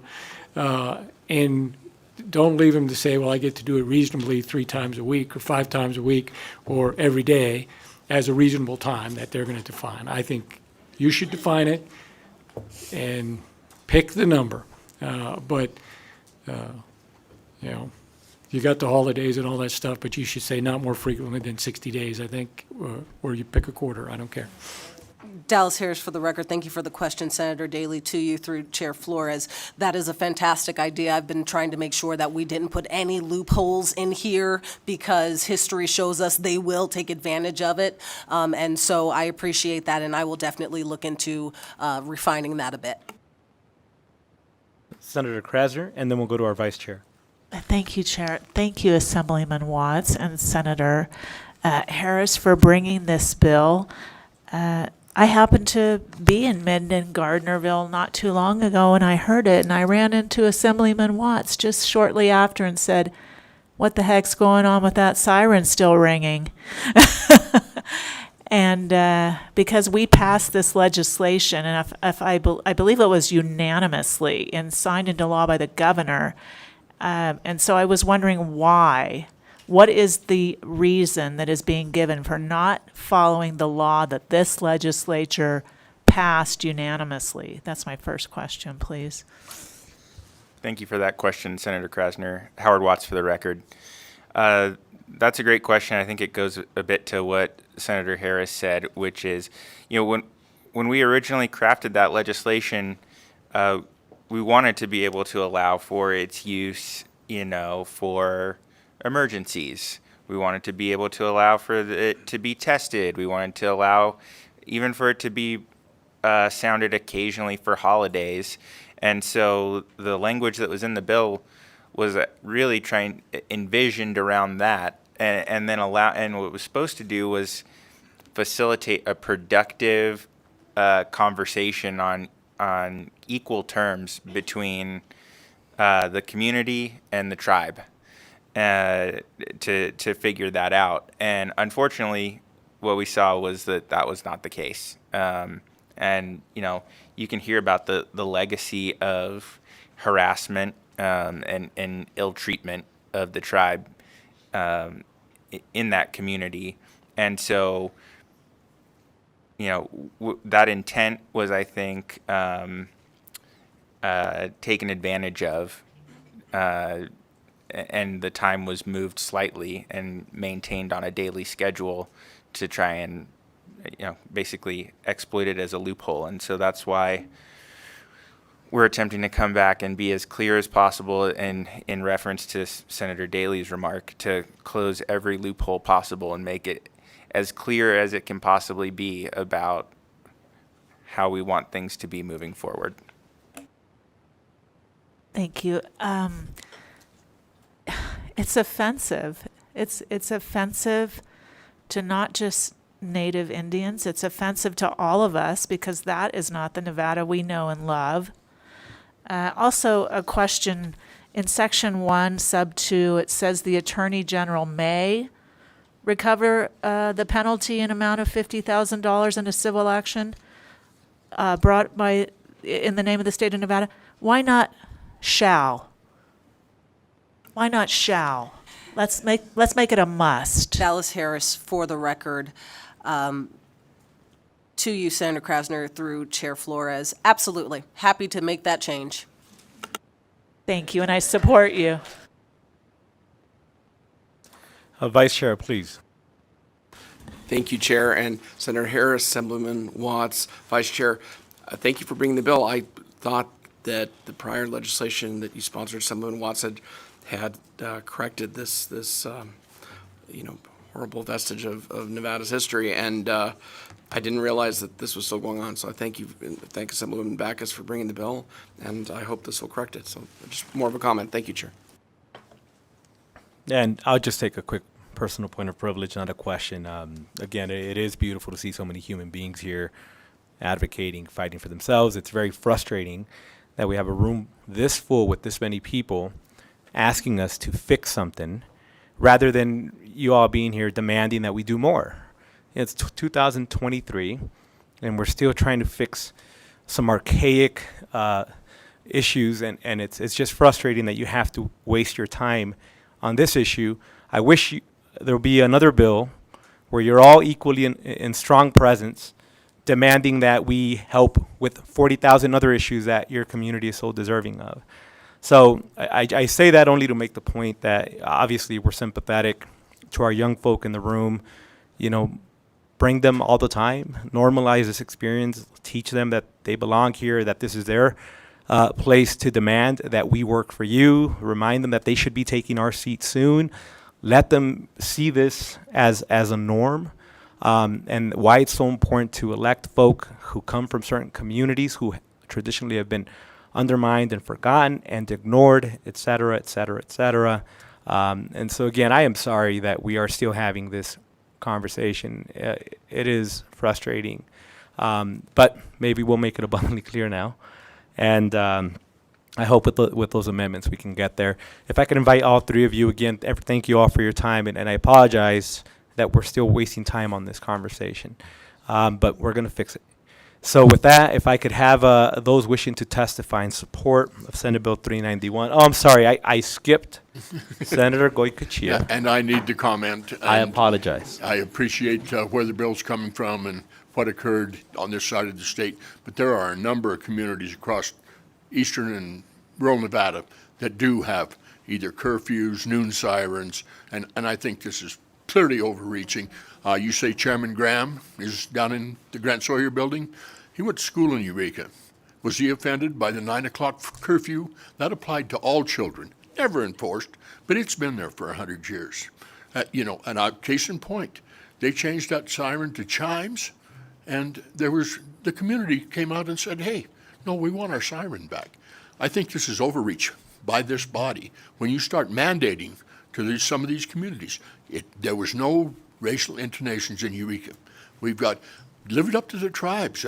Let them, can they come forward? It's just like we did with the mascot in Elko, the Elko Indians.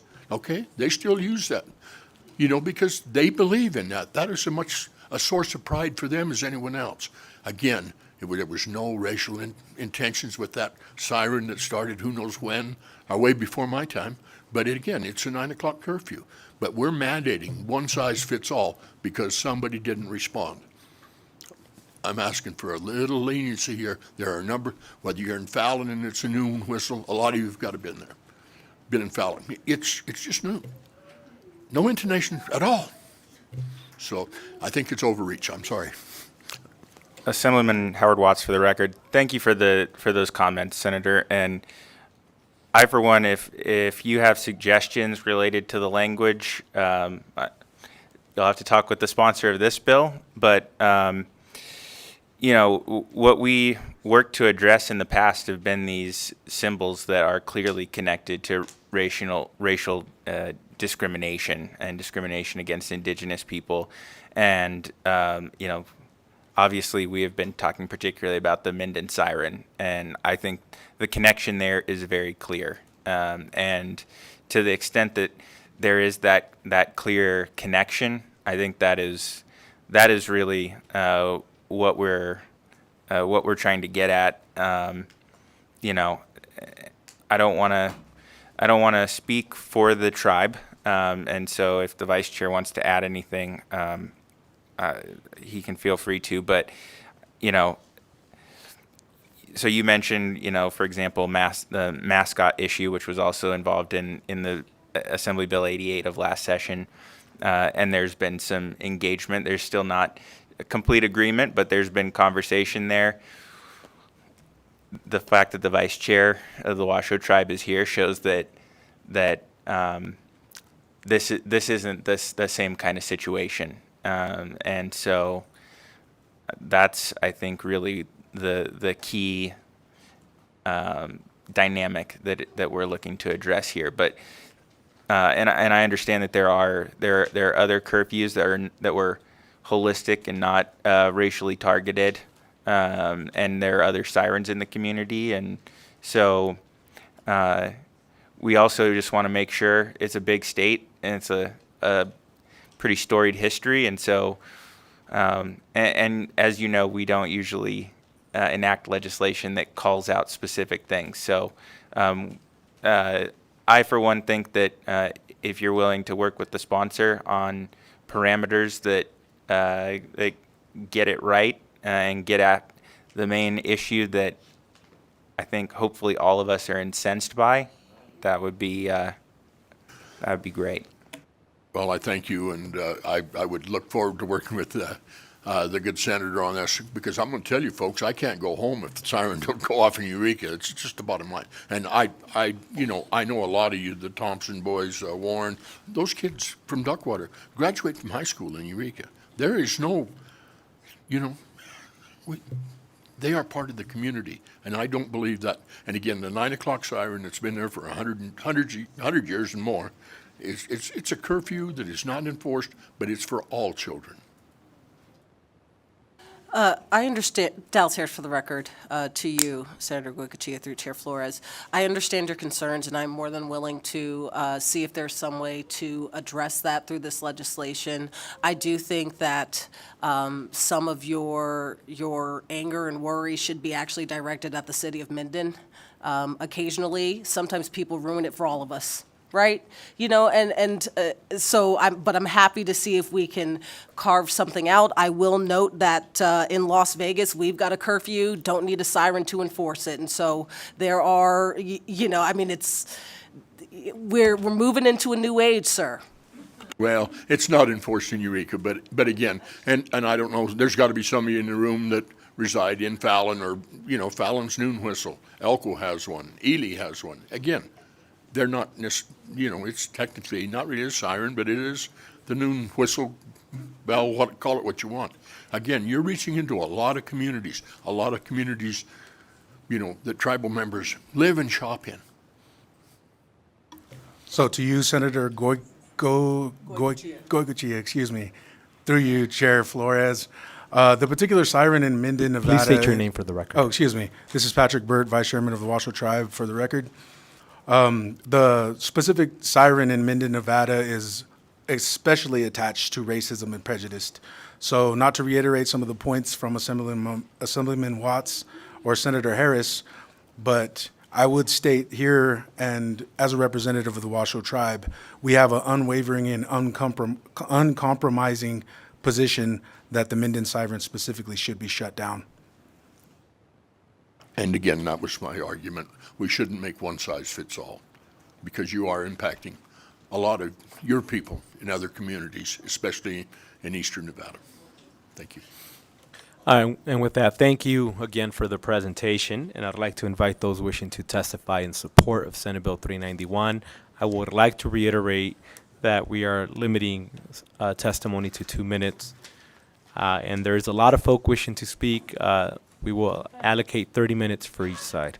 Whoever wishes to go first, please.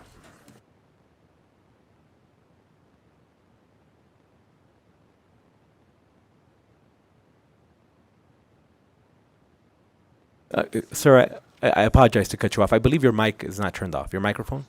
There's a button right in front of you. Technology. Please, if you could start again. Good afternoon. Good evening. I would like to testify in support of SB 391. My name is Marty Meaden. I am a Washoe descendant, and I am speaking on behalf of my family, especially the children. The staff does have my contact information, and I am a retired teacher living in Gardnerville, and I can hear the siren when I am at home. I don't have a lot to say. I just have a lot to show. This is called racism in the outdoors. I have some signs here that none of us would allow today to be put on any building ever again. Because even though there were some that said, in those areas that said, I'm okay with that sign. We're not okay with it today. Our arguments today, racism is so American that when we protest it, people think we are protesting America. I apologize that I have to interrupt you. Ma'am, I'm going to have to ask you to leave. Ma'am, I apologize. Three things. I want everybody's voice to be heard. That is the whole point of everybody being here. That is the point of why we are doing what we're doing now. This is your microphone. This is your platform. However, we also have to be respectful. I said my point. Individuals can disagree with me, and it will happen all the time. But just because somebody disagrees with you, it does not allow us and does not give us the opportunity to get in people's faces today. That's not what we're doing here. This is also not a platform for you to try to engage somebody so that they react and you try to push them out of the way. Ma'am, so I apologize that I have to do this to you, but I'm going to please ask you to please leave. I saw what happened with Senator Goycochea, and I want to remind everybody else that I am specifically on your side, but I have an obligation to maintain the integrity of this building as well. If you have a sign, I want to ask you to please put it away. I want you to speak and utilize the microphone that is in front of you for that. But please, I want to ask folk holding signs to please put those away, and you're going to have an opportunity to speak and have your voice heard. And with that, I'm going to restart your time, sir, and I apologize that I do that. It's okay. But I just want to lay the understand. foundation I so that agree we're with all you. on the same page and we're on the same team. Please, continue. Okay. So I'm going to start all over, but I'm going to start with this. Racism is so American that when you protest it, people think you are protesting America. My presentation is called Racism in the Outdoors. I have some pictures of old signs that were prominent throughout our country, and that at the time, people said, that's a good sign.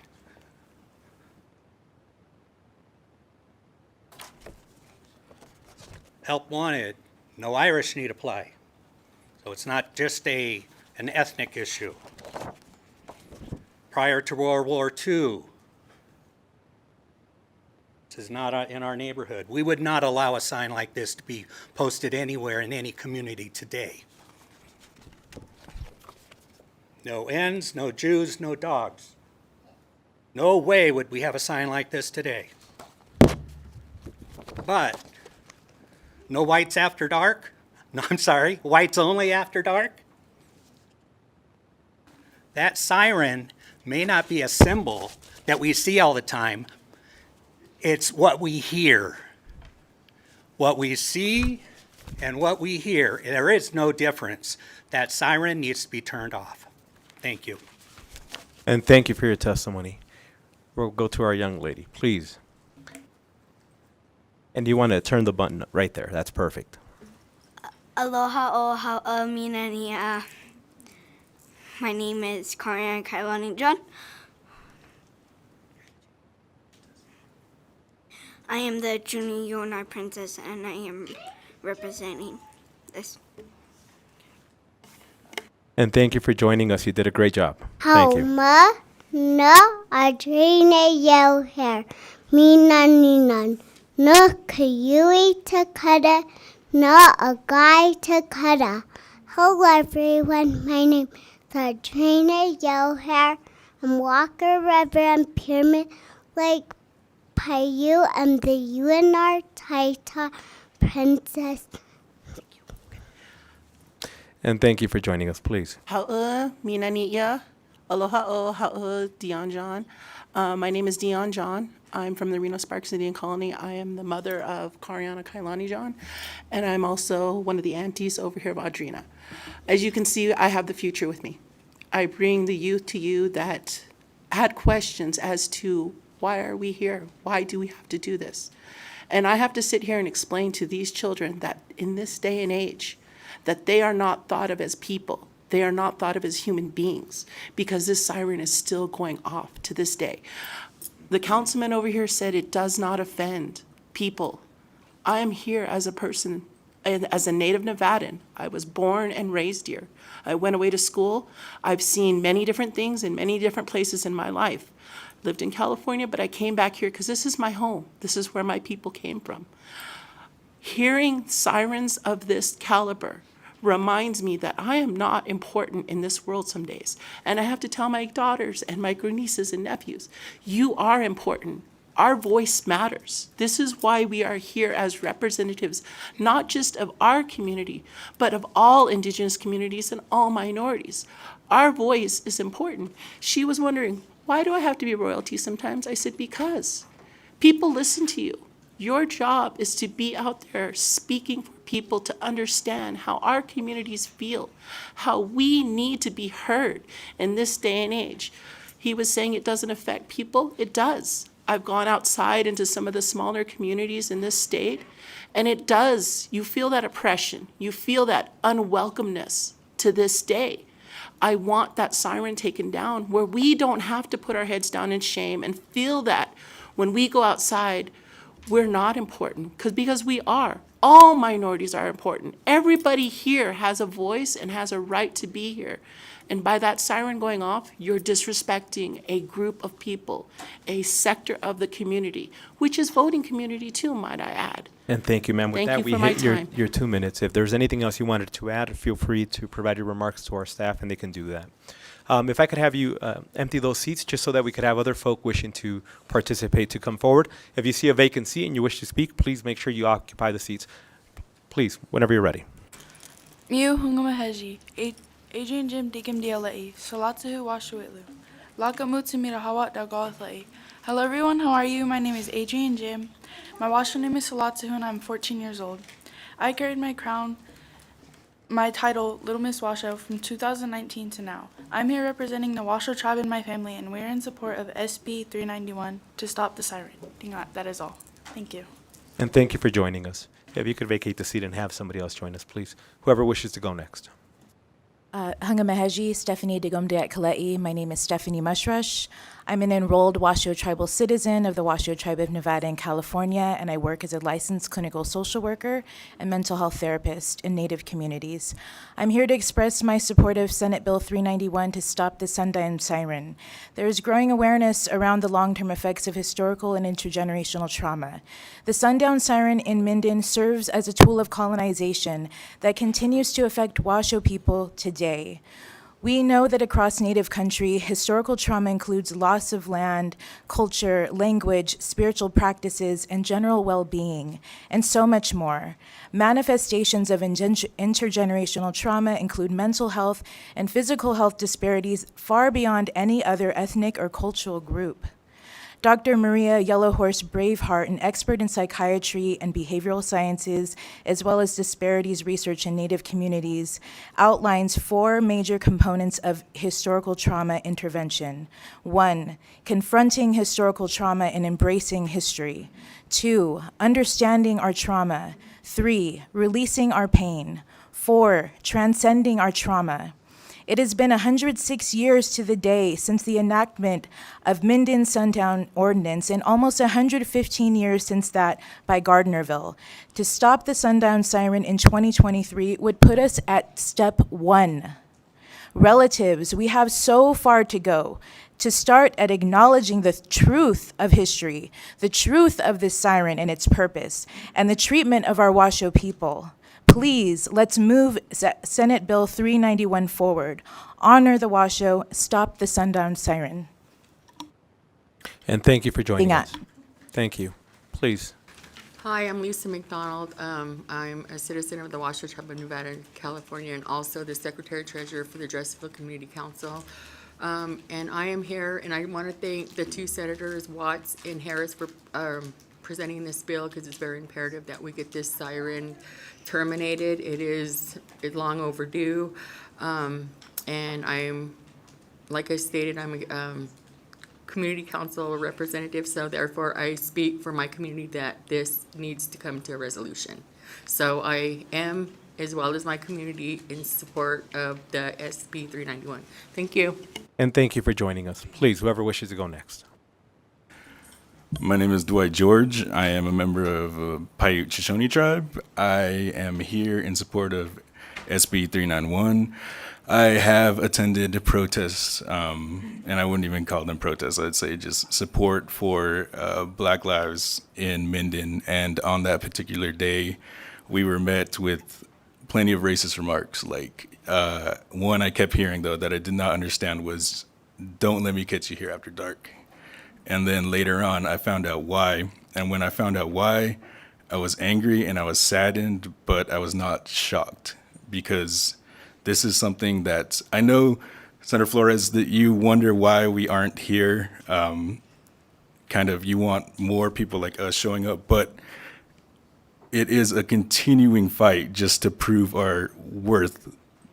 So it is hard to make anybody see us when a lot of people don't even believe that we still exist or don't even want us here. And to take part in this kind of legislative process when we have someone like Goachia speaking out in ignorance while running away before learning anything, that's the kind of stuff we deal with constantly. And there are some people that say that this siren is kind of a nostalgic pleasure, that it is just something that has always been there. But it's dangerous when you change a tool of hate into a nostalgic pleasure, because there are people that still see it as the same thing. There are people that will always hold on to it. There are people that will always carry that hate with them. And that cannot be allowed to continue. That cannot be allowed against my people or anybody that can be harmed or hurt because of the sound and the thoughts that get put into these people's heads. These people that want to support this, that want to support the continued use of it, have said something like, I've heard different things like it's for first responders, or it's for... And I apologize that I'm cutting you off, but we have hit the 2-minute mark. But if there's any additional remarks you wish to be on the record, you can always provide those in writing to our committee staff. I wanted to make it clear, we obviously made comments, and you can absolutely address those. You know, the senator made this comment, I disagree, or I agree, or here's my rebuttal to that. But I will ask folk to, and I just want to remind folk, that direct attacks, or But that isn't an attack. It is a fact that happened just now. Again, you're ignorant. Well, it was a very ignorant thing to say. So again, we're going to lay the parameters again. So and if I haven't made it clear, you can attack an argument and explain that you disagree with an argument. Here's why. But this is not a platform for us to attack any individual. That's not the platform for today. You can do that in a different scenario. That's perfectly fine. But for today, we're focusing on the issues of this bill, why it's important to you. But I just want to refrain. I personally might agree with you that I disagree with the comments made, but I'm still not going to attack an individual. So I'm asking everybody to please be respectful so that we can continue to have a dialogue and that you can have everybody's voices heard. Otherwise, we're going to continuously be doing this, and it's eating up against the time to have all the voices heard. So, but if you're not going to listen to what the voices are saying, that's the problem that we have. Again, and I do invite everybody, this is your building. I want folk to come here all the time, be here. If you feel that you're not being heard, come to all the committees. This is your home, you own this. We're only here to serve you all. But again, we still need to maintain the integrity of respect. And that's not unfair. Then so I just have to say that he's not here. And he's gone. And at the beginning of the meeting, I also made it clear that all of us are in multiple meetings simultaneously that are meeting right now, and we're presenting simultaneously. So, for example, I needed to unfortunately run out during the middle of a hearing previously, and it wasn't a disrespect to the previous hearing. It was because I had to go present. So our members will consistently do that throughout today and the remaining of the week and a half, and probably the remainder of session.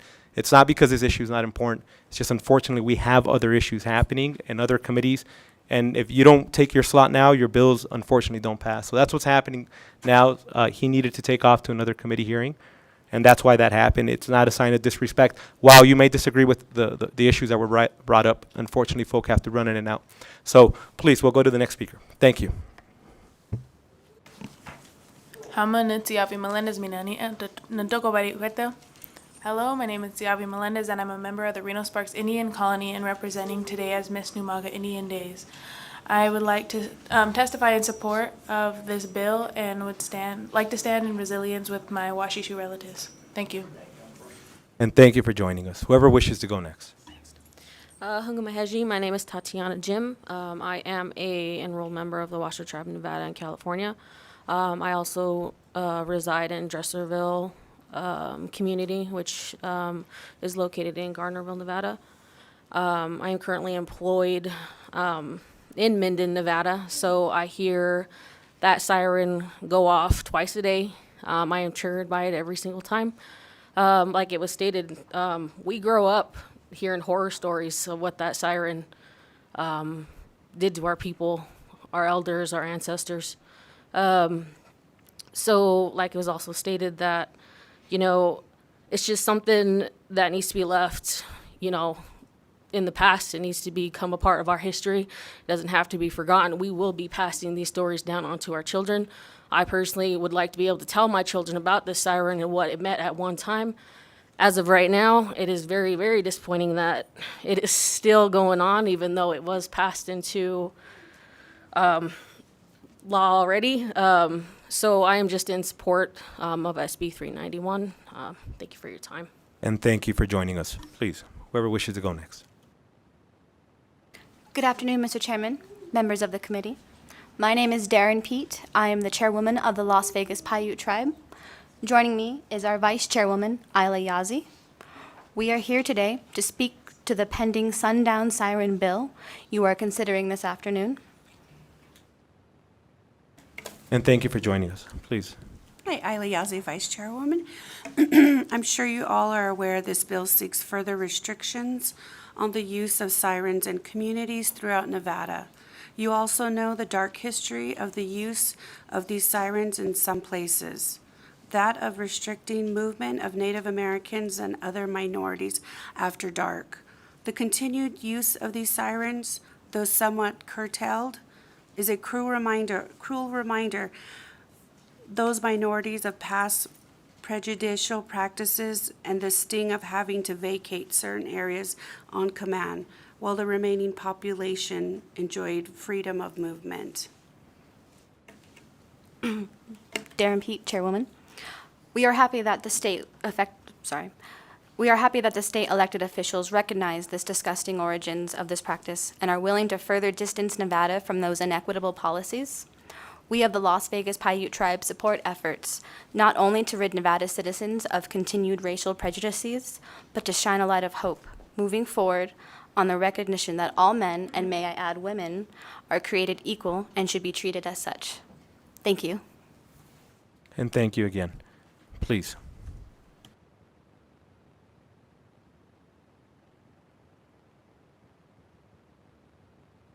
I'm sorry. I think your microphone might not be on. And if you want to start over, please. Sure, thank you. Good evening, everyone. I would like to express my gratitude to the committee for holding this hearing today.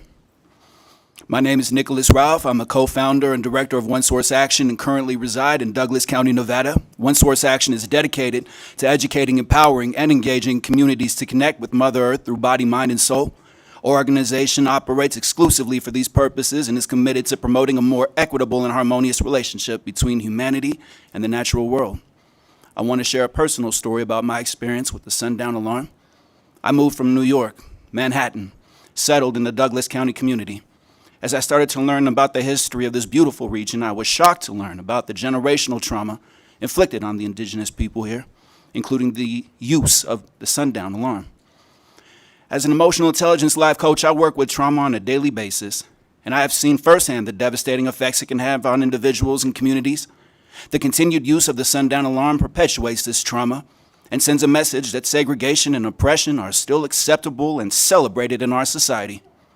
It is acceptable that in 2023, it is unacceptable in 2023 we are still discussing a practice that has been widely recognized as discriminatory and harmful to our community. As a community, we need to work together to ensure that the sundown alarm is permanently silenced. We need to listen to the voices of the elders in the Native American community and take action to create a more inclusive and respectful community for all. In closing, I urge the committee to take swift action to eliminate the use of the sundown alarm in our community.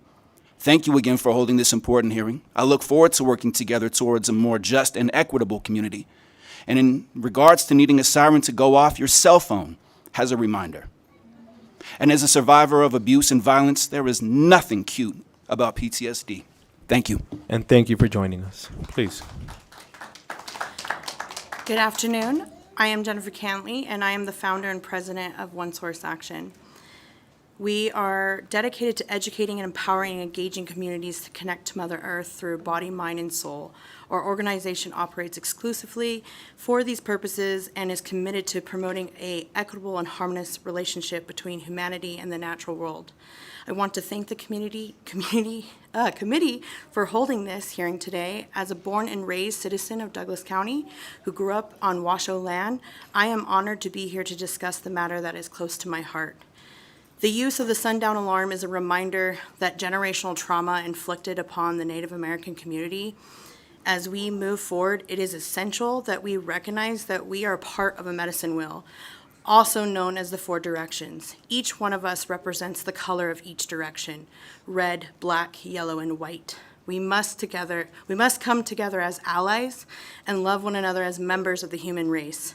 We must resist acts that divide us and start talking about accountability for healing emotional generational trauma. The sundown alarm was originally created to enforce segregation and oppression. It is a tool that has no place in our modern society.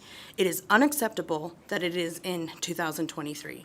We still are discussing a practice that has a widely recognized as discriminatory and harmful to the community. We need to work together to the community to ensure that the sundown alarm is permanently silenced. We must listen to the voices of the elders in the Native American community and work together to create a more inclusive and respectful community for us all. I urge the community to take action and eliminate the use of the sundown alarm community. Thank you again for holding this important hearing, and I look forward to working together and towards a more equitable community. And thank you for joining us. Please, whoever wishes to go next.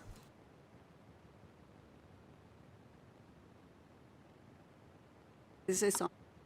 Oh. Hello.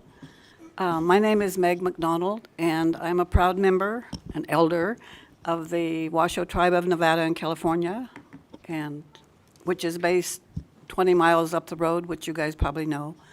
I just wanted to come up in support of this bill,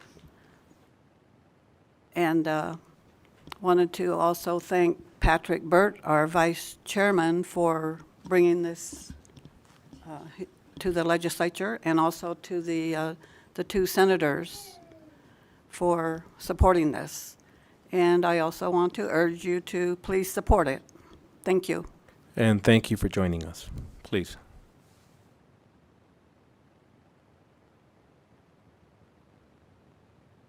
I think your mic's off. If you want to start over, please. Hungamaheji, Stacy James. First off, I'd like to thank you all and apologize to my elders if I say something out of turn.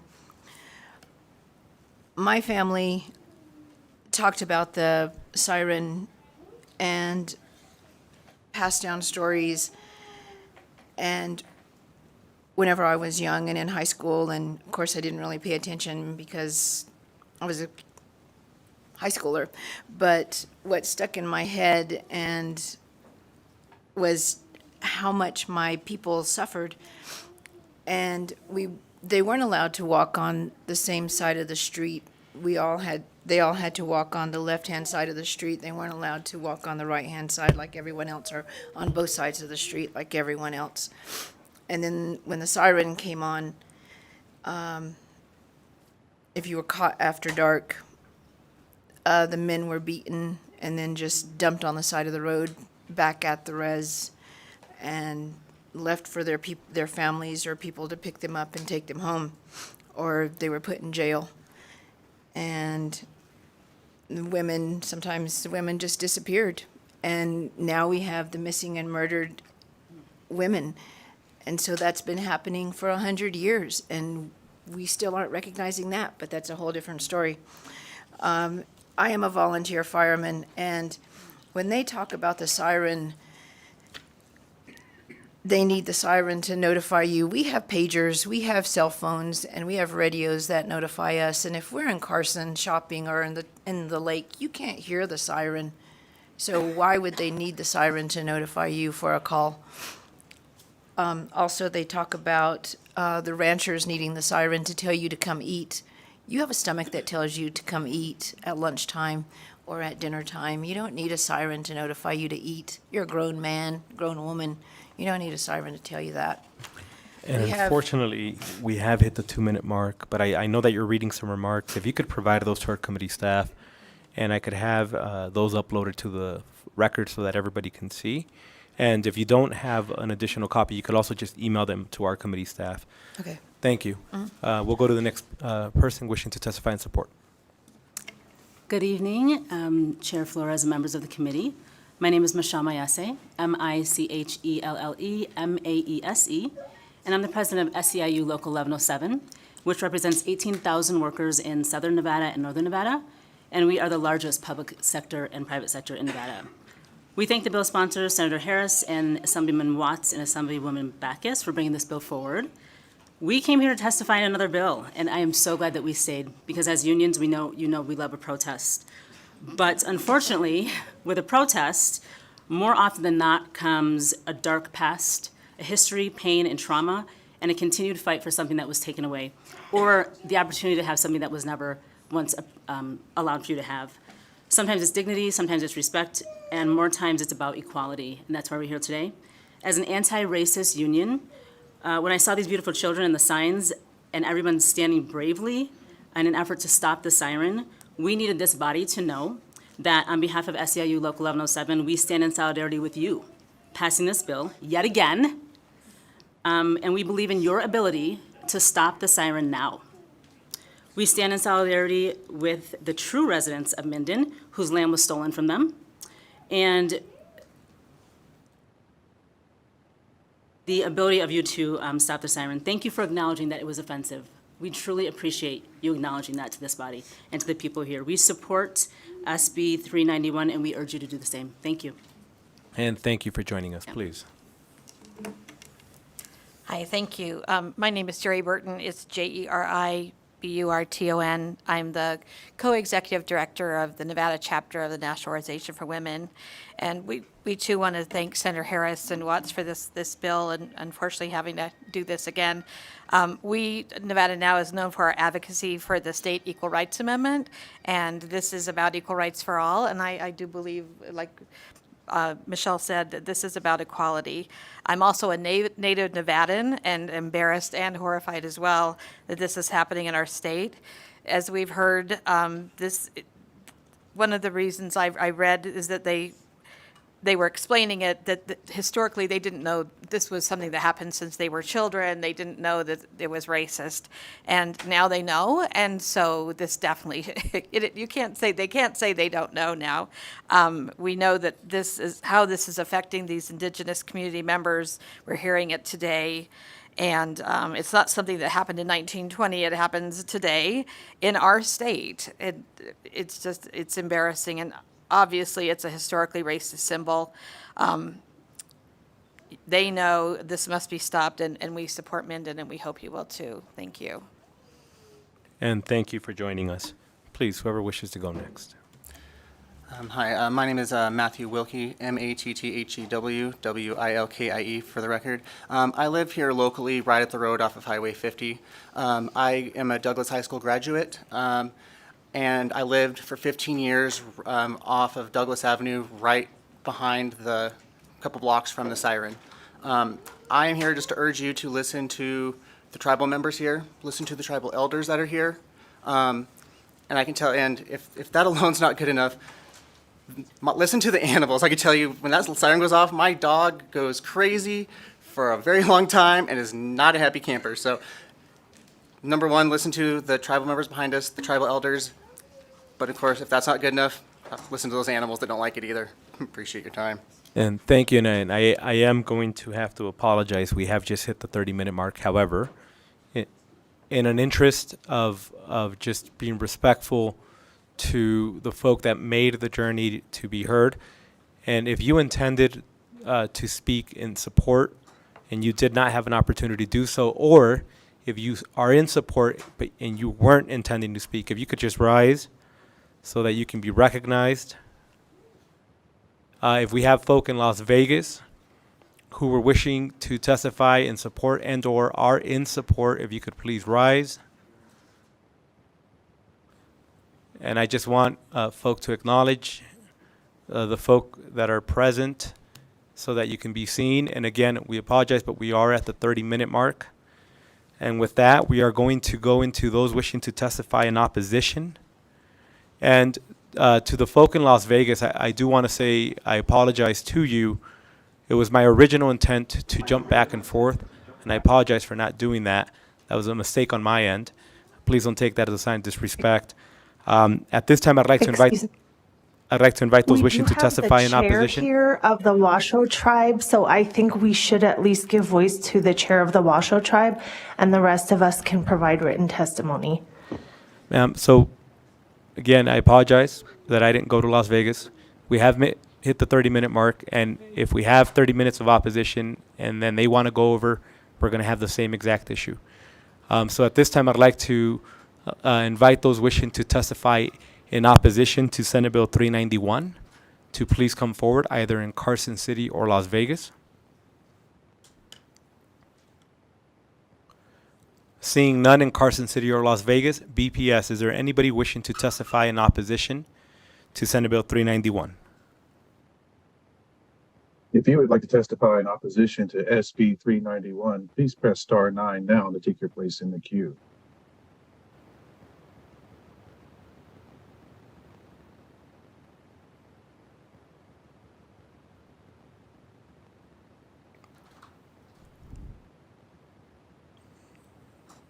Good evening, Chair Flores and committee.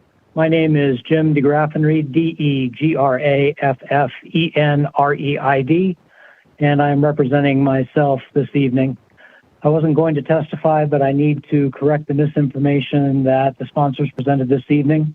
In the 2021 session, an amendment was tacked on to an unrelated education bill, AB 88, to prevent the sounding of the Minden volunteer fire siren because it had been incorrectly designated a sundown siren, which it had not been for nearly a century. In 1917, Douglas County had an offensive ordinance requiring members of the Washoe tribe to be out of town by sundown, a law that nobody today would find even remotely acceptable. Long after that ordinance was passed, the local volunteer fire department installed a siren, as fire departments all over the nation have done, to call their members in case of an incident.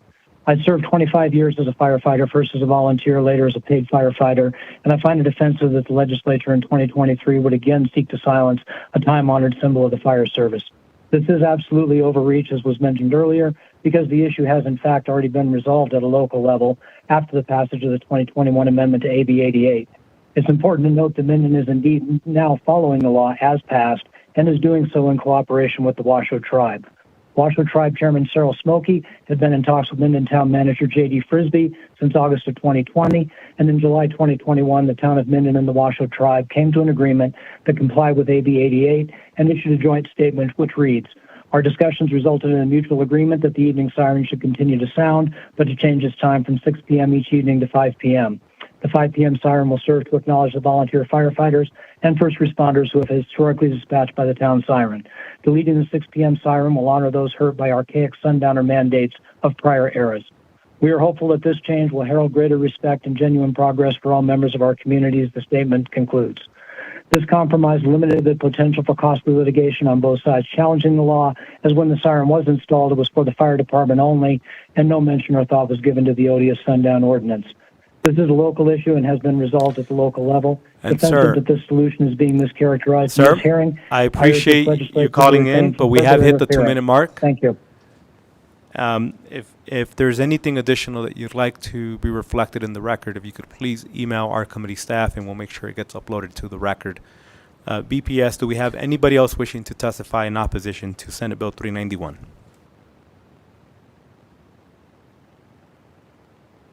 Public line is open and working. There are no callers at this time.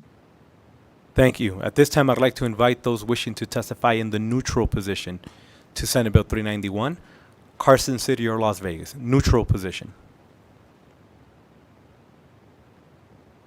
I believe we have somebody in Las Vegas. Please, whenever you're ready.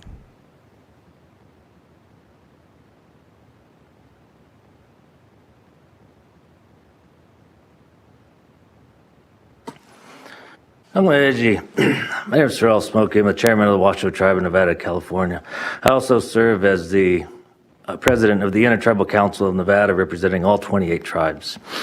I'd like to thank the committee for listening to me. The Washoe people have suffered trauma for over 100 years, all coming from a single sound of a siren. The documented history and the use of the sundown siren in our own homelands, the town of Mendon, is not to be taken lightly. The stories of our elders hold the truth of our pain and suffering.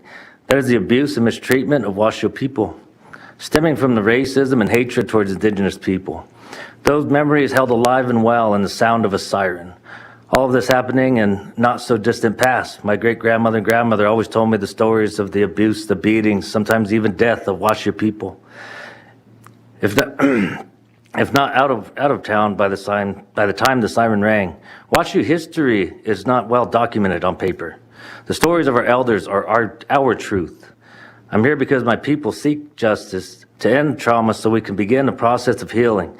No time of the day is acceptable for the siren to ring. With such a dark history, the sound alone is a trigger that stems from the pain of our ancestors and pierces the hearts of every Washoe alive. To bring this forward is difficult. People are scared. I myself started this campaign in 2019 and did so for 2 years alone because people were afraid. Sundown sirens have been used in thousands of towns and counties across the United States, with over 500 in the state of Illinois alone. We have the opportunity to make change right here, right now. I'm on my way. Thank you. And thank you for joining us. Is there anybody else wishing to speak in the neutral position for Senate Bill 391?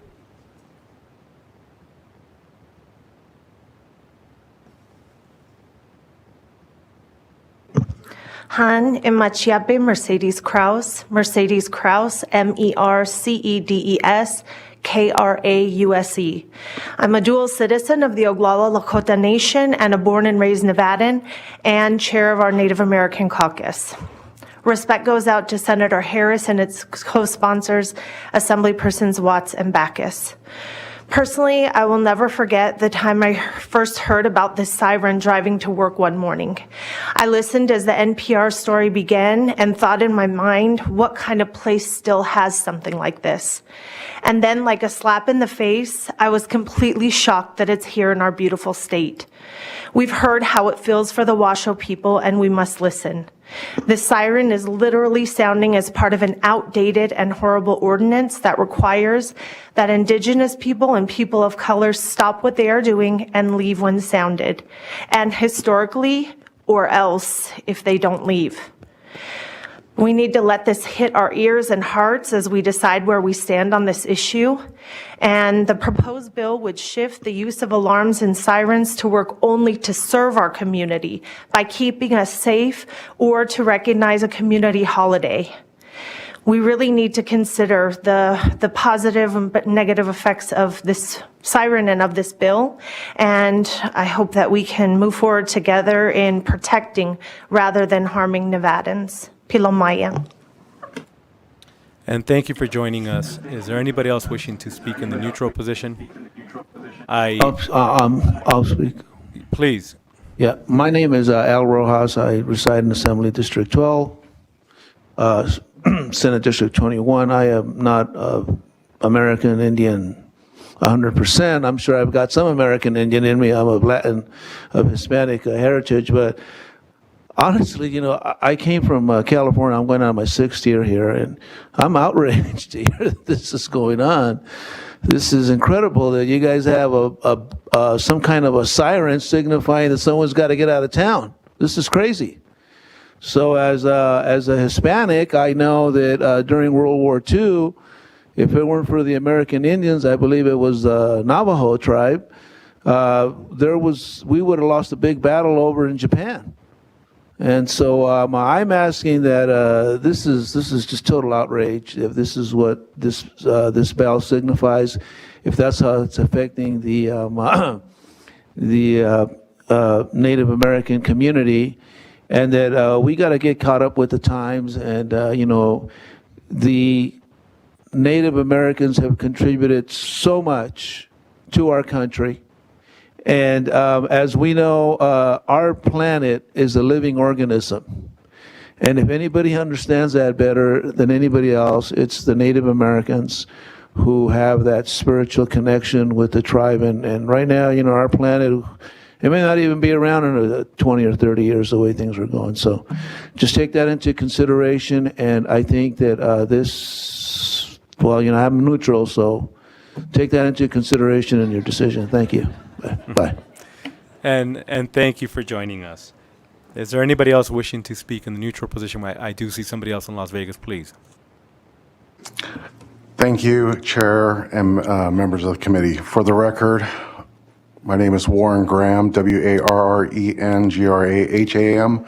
I'm the tribal chairman for the Duckwater Shoshone Tribe. Also, I serve as the vice president for the Intertribal Council of Nevada. I'm just going to ditto everything that Chairman Smokey just said. I mean, we didn't get a chance to actually give testimony and support, so I can't give testimony without doing support of it. So, thanks. And thank you for joining us. I don't see anybody else in Las Vegas or Carson City. We will go to the phone. BPS, do we have anybody else wishing to testify in the neutral position for Senate Bill 391? If you would like to testify in neutral for SB 391, please press star 9 now to take your place in the queue.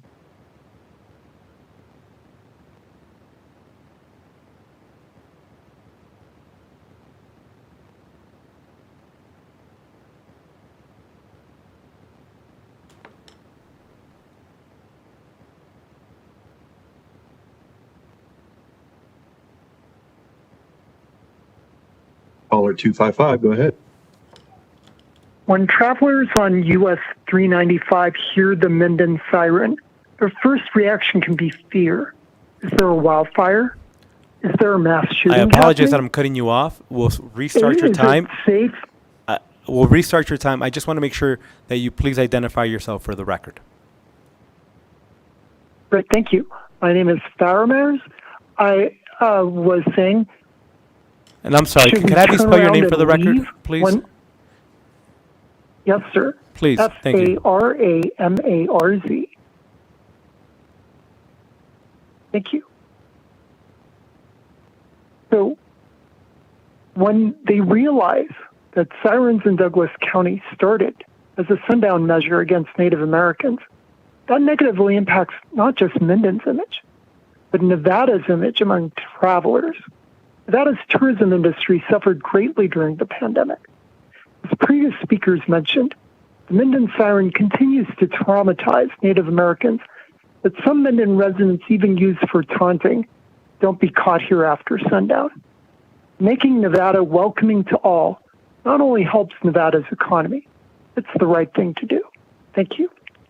And thank you. BPS, anybody else wishing to testify in the neutral position?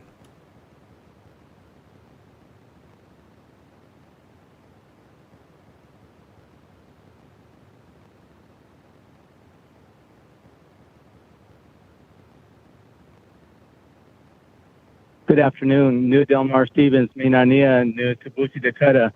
My name is Delmar Stevens. I'm a Yarrington Paiute tribal member. I am also a social worker in the state of Nevada. I trying to testify in neutral. The thing that I would like to say neutrally is that there should be higher and progressive fines related to continued violations of the that's it, just of the continued violations should it occur. Thank you very much. Thank you. BPS, do we have someone else wishing to testify in the neutral position for 391?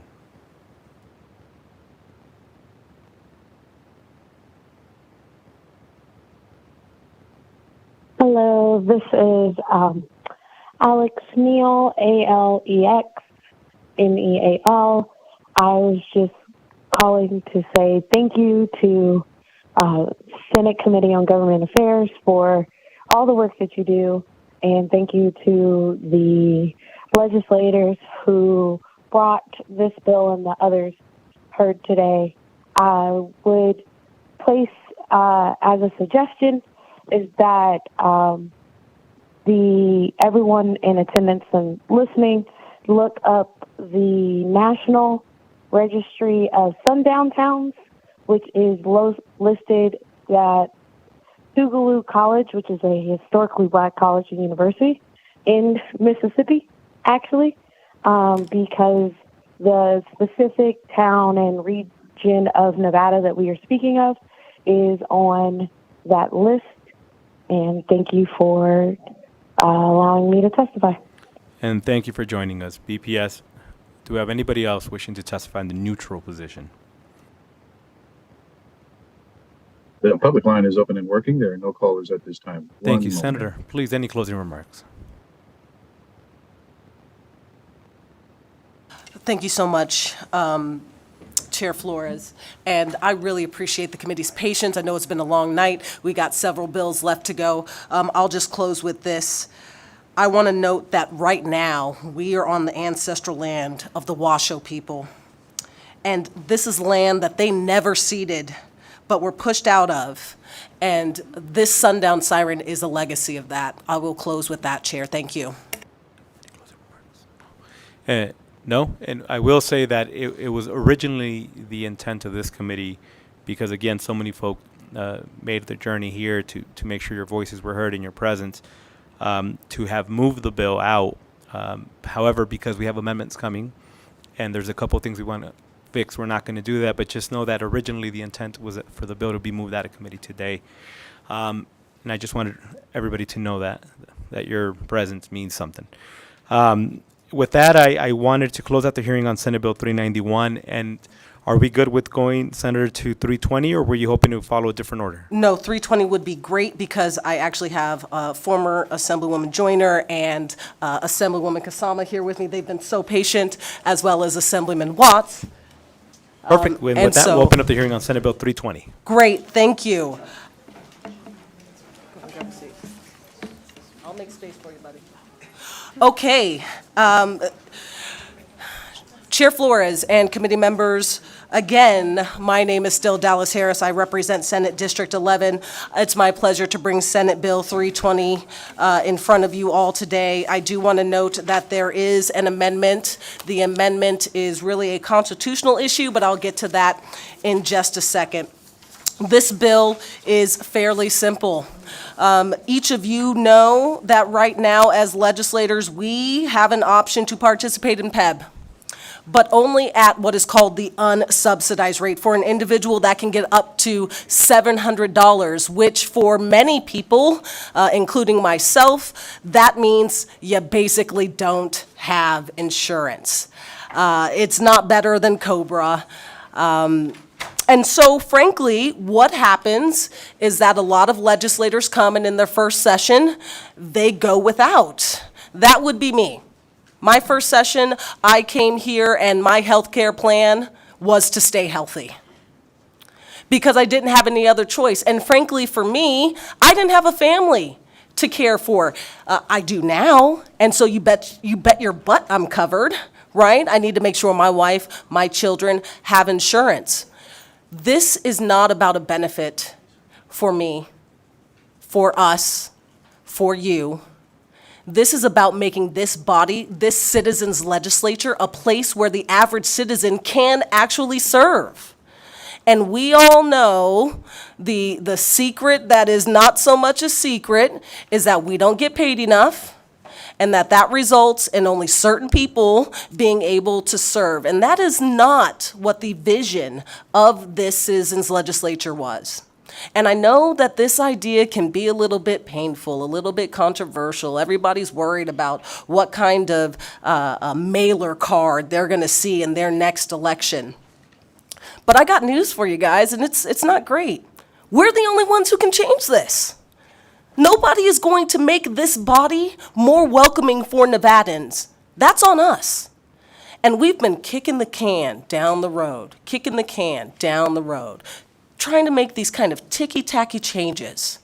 But it's time that we actually do something so that when a young mother or father thinks about running, and they work your average job in a casino or at a pharmacy or any of the many other jobs that average Nevadans have, they don't have to go, I'm sorry, we make what? I'm sorry, I'm going to lose my insurance or pay $700 a month, I'm out. I don't want that to happen. I want this to be a place where anybody who's interested in running can do so. We have always acknowledged the value of people who work every day's jobs being here in this building and up on that dais. We just talked about it in the last hearing, Chair. But until we make some changes to make this a little easier for folks to participate in, we're never going to get there. The bill that you have in front of you simply says that legislators will be able to opt in to the health care at the same rate as every state employee. We're not looking for any additional benefits. I'm not trying to get anybody a sweetheart deal. That's not happening. Do you know in the state of Tennessee, they give their legislators health care even after they leave? I know we're not more conservative than Tennessee. This is a change that we've got to make, and I'm hoping that we can be bold enough to do so. I've got Assemblywoman Kasama here because I wanted to make clear that this is a bipartisan effort.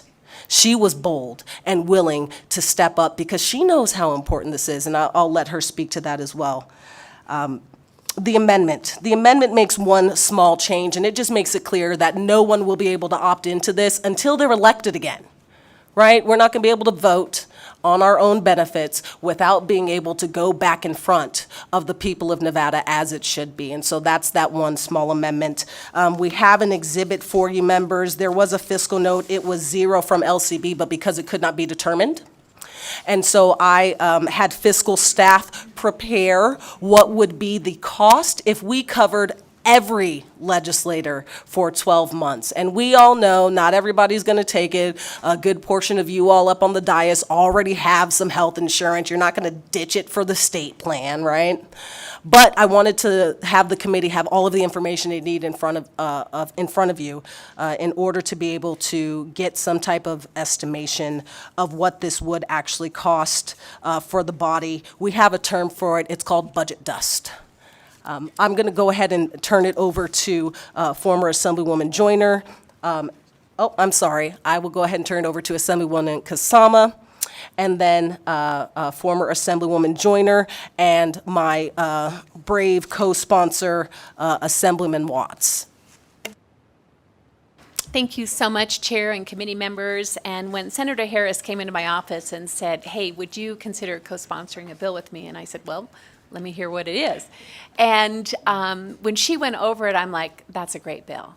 And that is the bill that we need, because I've been a proponent, and it's been a great concern of mine with healthcare in our state and making sure that people have access to healthcare, not only insurance, but we don't have enough providers. And Senator Orenshaw, you and I have worked on some of those healthcare bills. And you know, and then it comes back to our own that are serving here. How important it is that we make sure our own elected officials don't have to worry about not having insurance. And there are people here I know that are serving that when they step away from their jobs, they have to pay that out of pocket now. And so for many people, truly, some of the costs that we incur when we're up here, when we have to pay our own health care, the per diem basically does not cover our housing costs up here in Carson City.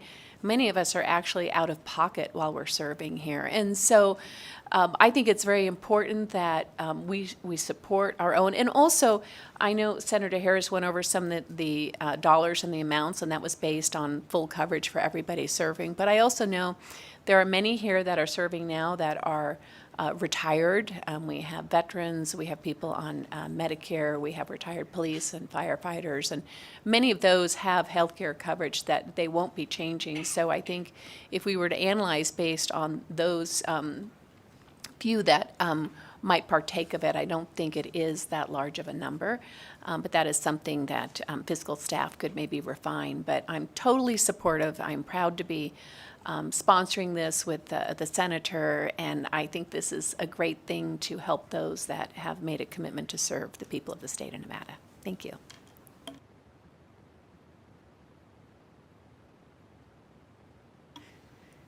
Thank you, Chair Flores, and I'd like to thank Senator Harris for sponsoring this bill. For the record, my name is Amber Joyner. I'm former Assembly member from the Assembly District 24 from 2014 to 2018. I served 2 terms. And I was very, very public about why I did not seek a 3rd term. And it really was that I could not financially make it pencil out anymore. And the main budget issue that we had in our family was our health insurance premium. So the reason that I'm so grateful to have a chance to speak today is that my story, I think, is one that tells the story of many legislators who are no longer with us, but also it prevents people from running for office. And that is that I was spending $1,200 a month for health insurance for my family when I was serving in the legislature. And that was in contrast to when I worked at LCB and when I worked in the executive branch of our state, where I only paid $200 a month for the exact same health insurance. So I was having to choose to pay either COBRA or on the outside market, and I bounced around looking for the best deal. And at times I was paying $1,500 a month. At times I was paying $1,100, but on average it was $1,200 a month. So what that meant is that if you take everything I made in my legislative salary, everything that I made in my per diem over those 4 years, I actually lost money compared to what I was paying for my health insurance premiums, just health insurance. That doesn't include any of the other expenses that I had serving.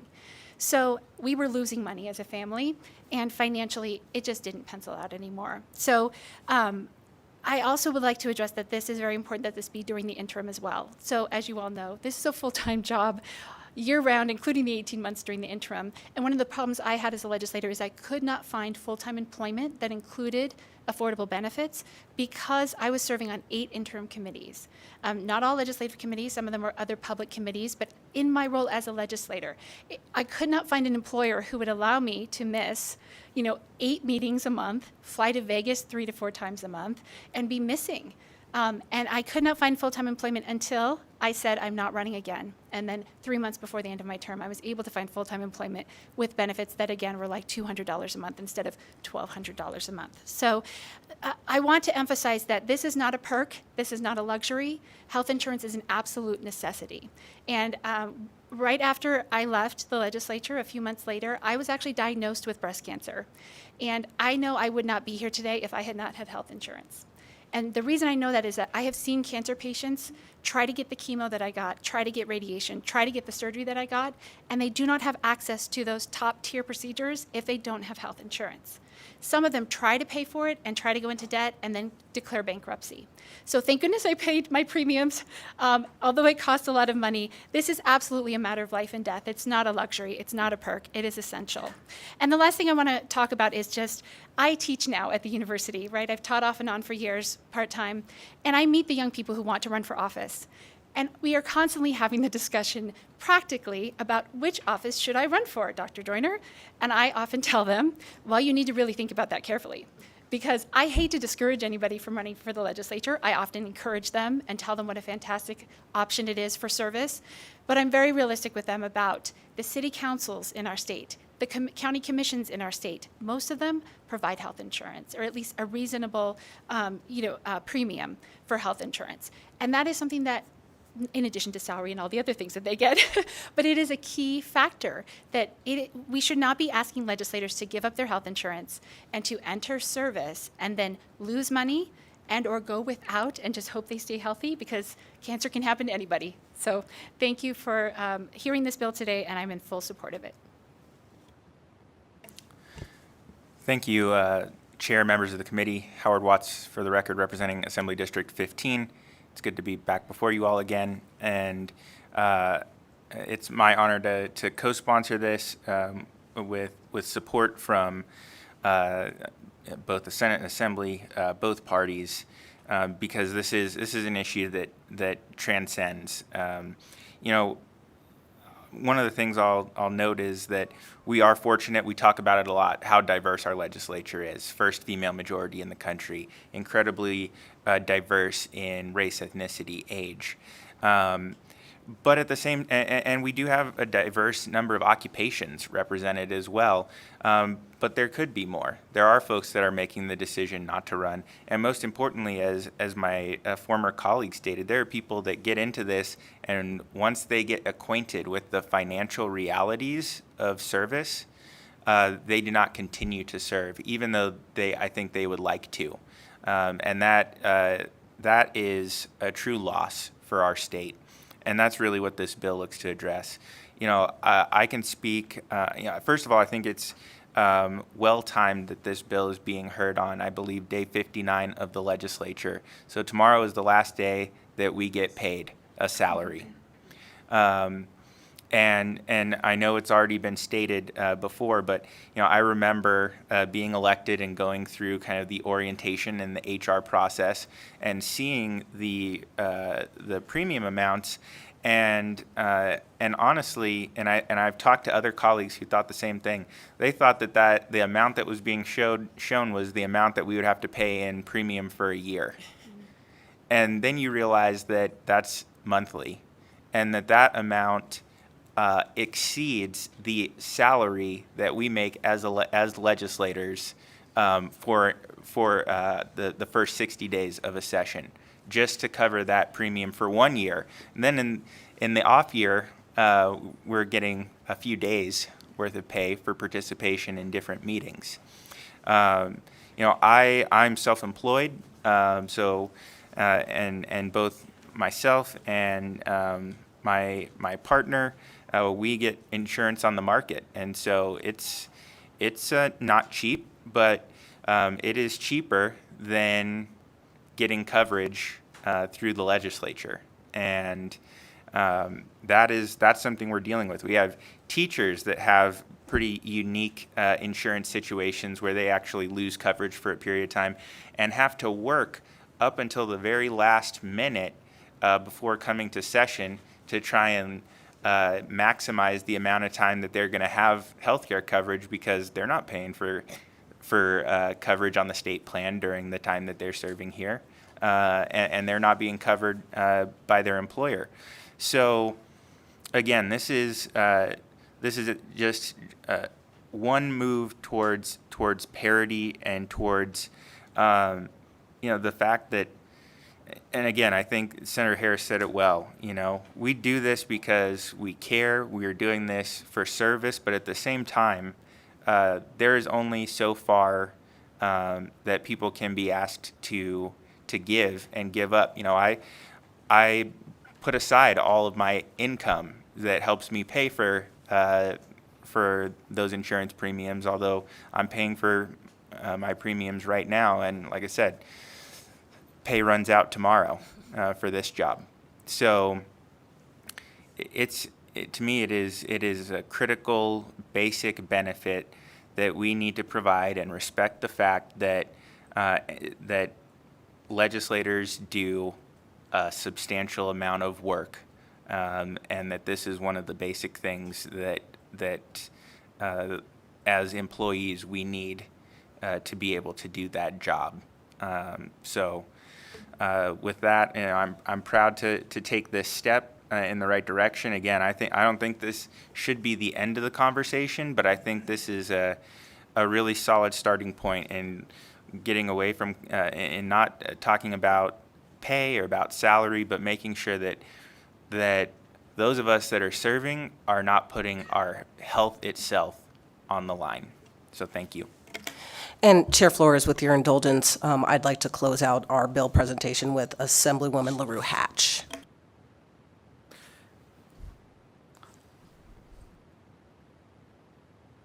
They're clearing the area for me. I've got tons of space. So thank you so much. For the record, I am Assemblymember Selena LaRue Hatch. I represent District 25 up in Northwest Reno. And I am just coming to share my story as a teacher who is serving in the legislature. I think my colleague mentioned that the teachers are in a unique situation, and we have several teachers in our legislature. So it is true that we don't get health insurance while we are here. And my daughter is 5 years old. She was on my plan through the school district. And so I had to work up until the very last minute to come up here. And if I want to get health insurance over the summer, as soon as session ends, I will have to go back to my classroom and conduct finals in order to be qualified as an employee over the summer. And if I don't do that, or if, for example, in Clark, who finishes before the session ends, then I don't get anything over the summer. Our insurance doesn't kick in again until September. So we are without insurance for a long period of time. And I won't go over all the details of pay. That has been covered. You know it very well. But just to give you an idea, my daughter and I, in order to maintain our insurance, it is $1,000 a month, which is a huge amount of money for us to try to cover. As a teacher, I never expected to take a job that pays less than teaching, but here it is. And I just think it's really critical that we address this, not because of me or any one of us. I knew what I was getting into, and I knew the sacrifice, and I'm making it work. But I think if we want a true citizen legislature, we have to be able to support people, because not every person can make that sacrifice. Not every person is in a place where they can go without health insurance, or they can hop onto their spouse, which is what I had to do. And so I think if we want all of Nevada to be in here, we need to ensure that all of Nevada can afford to be in here if they get elected and they do the work to actually get the votes. And so that's just my story that I wanted to share with you, so you know what all of our teacher legislators are going through. Thank you. And Chair Flores, I'll just quickly note that we have legislators in this building right now on Medicaid. So guess what? We're paying for them anyway. Why not do the right thing, not just for the people who are currently serving, but for the future? This is a bill about the future and what this legislature is going to look like moving forward. Happy to answer any questions if there are any. Thank you, Senator. This time we'll open it for questions. Vice Chair, please. Not a question, Mr. Chair, so much as a comment. I want to thank you, Senator Harris, for bringing the bill, Assemblyman Watts, Assemblyman LaRue Hatch, and all the other co-sponsors. I think this bill, if it passes, really could democratize who can participate, because I think so many people can't participate. And if you're self-employed, if you're a gig worker trying to purchase the health insurance as it is now, especially if you've got dependent children and you're trying to make sure they're on the plan, it's just unbelievable and out of reach. So I really appreciate you bringing the bill. And the chair's indulgence, I just wanted to give a shout out to former Assemblywoman Joyner, Dr. Joyner. It was always a pleasure serving with you. And I want to just, if I might, thank you for the tremendous interns you provided to my office. Been able to work with Alexander James Harvey, and two who are in the room today, Charles Olander and Jared Horn, who can't tell you how interested they were in crafting good public policy and working on this. And you set a tremendous example for them, Dr. Joyner. Pleasure getting to serve with you. Thank you. Thank you, Chair. Senator Krasner, did you have a question? I wasn't sure. I wanted to make sure. Okay. I don't believe we have any questions. Thank you. At this point, I'd like to invite those wishing to testify in support of Senate Bill 320, Carson City or Las Vegas. Seeing none, we'll go to the phone. BPS, is anybody wishing to testify in support of Senate Bill 320? If you would like to testify in support of SB 320, please press star 9 now to take your place in the queue.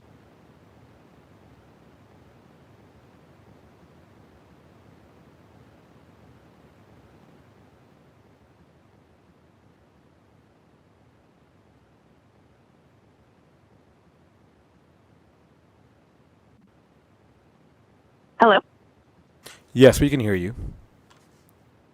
Oh, hi, everyone. Good evening. This is Assemblywoman Cecilia Gonzalez from District 16 calling in support of this bill. Apologies I couldn't be there in person, and good evening to my counterparts in the Senate.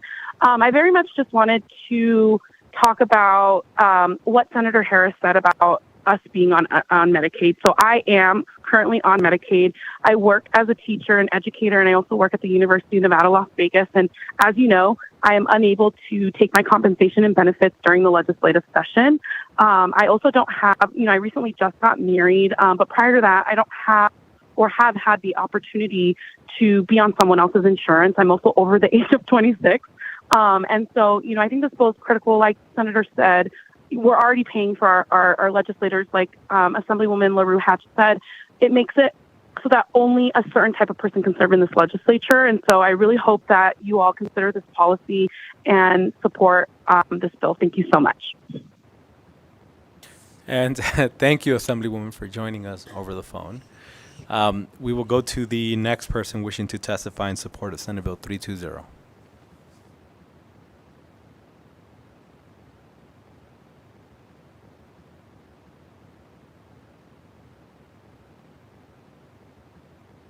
Good evening. Hi, we can hear you. Good evening. Thank you very much. Good evening, Chair Flores and committee members. This is former Assemblywoman and former Senator Maggie Carlton, Maggiecarlton, calling in support of this legislation. I'd like to thank Senator Harris for reaching out to me about this issue. This is not a new problem that exists. I faced a challenge back in 1999 when I was first elected as a coffee shop waitress. And we know that we all value health care. It's very important to all of us, to all Nevadans, and to all Nevada families. And we want to make sure that everyone has access to quality, affordable health care. And I believe this bill will give the opportunity. It's not a mandate. It's an opportunity to legislators who want to take care of their families and purchase health insurance, to give them that option to be able to purchase health insurance. I will not address the fiscal notes. That's within the purview of the other committee on the second floor. So with that, Mr. Chairman, it's a pleasure to listen to you, get your work done, and I hope you guys have a wonderful evening. And Assemblywoman, you know that we miss you and forever remember all your guidance. So thank you for joining us. We will go to the next caller wishing to testify in support of Senate Bill 320.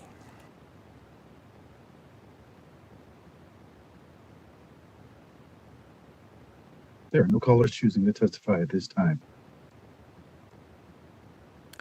And with that, I'd like to invite those wishing to testify in opposition to Senate Bill 320 to come forward in Carson City or Las Vegas. Seeing none, BPS, anybody wishing to testify in opposition to Senate Bill 320? If you would like to testify in opposition to SB 320, please press star 9 now to take your place in the queue.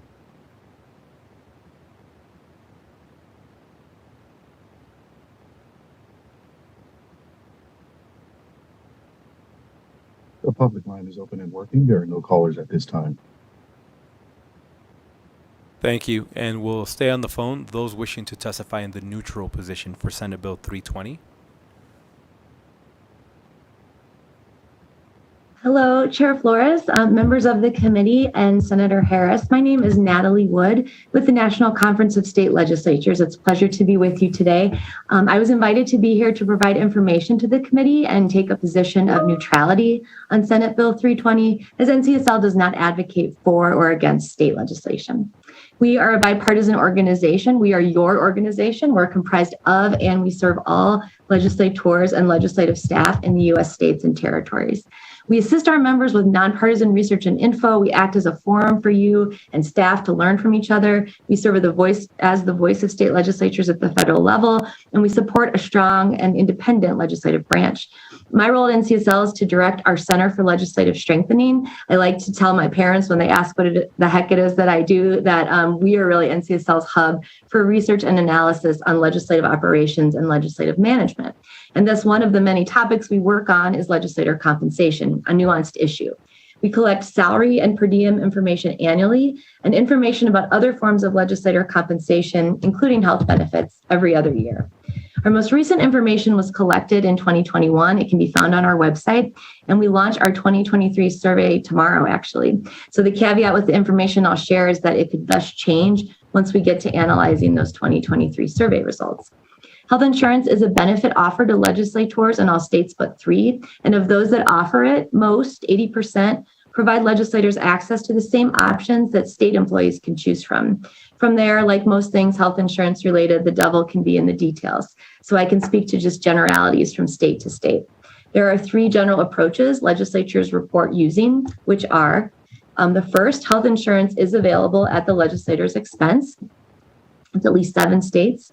Second, health insurance is available where members pay a portion, and then the state or the legislature also pays a portion. There are at least 11. This is kind of the biggest category of states, including many of the neighboring states to Nevada.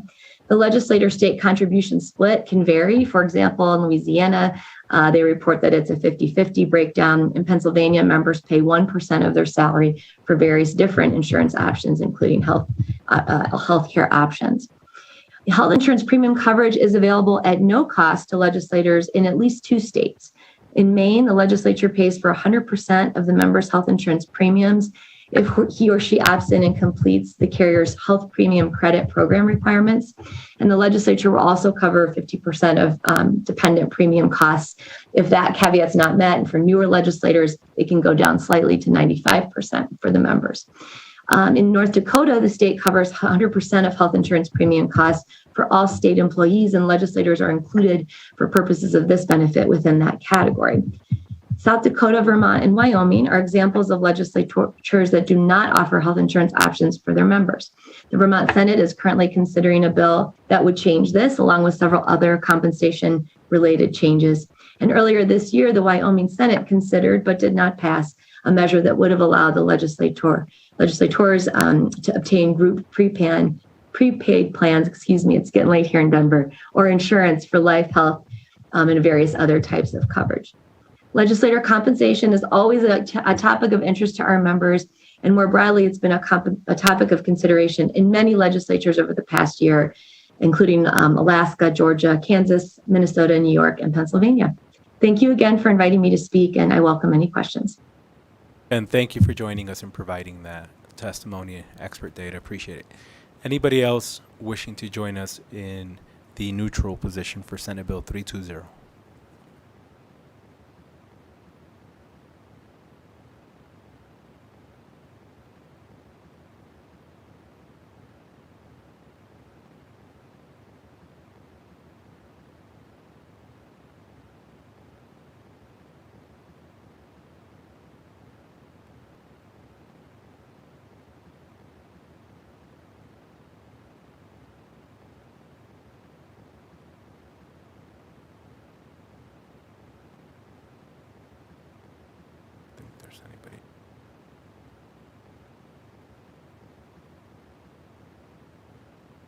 The public line is open and working. There are no callers at this time.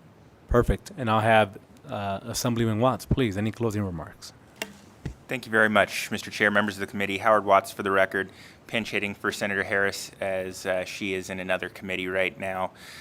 You heard recently from NCSL the different dynamics in other states, and that issues about compensation and benefits are those conversations are ongoing, and those are difficult issues. I hope that this is not a difficult issue.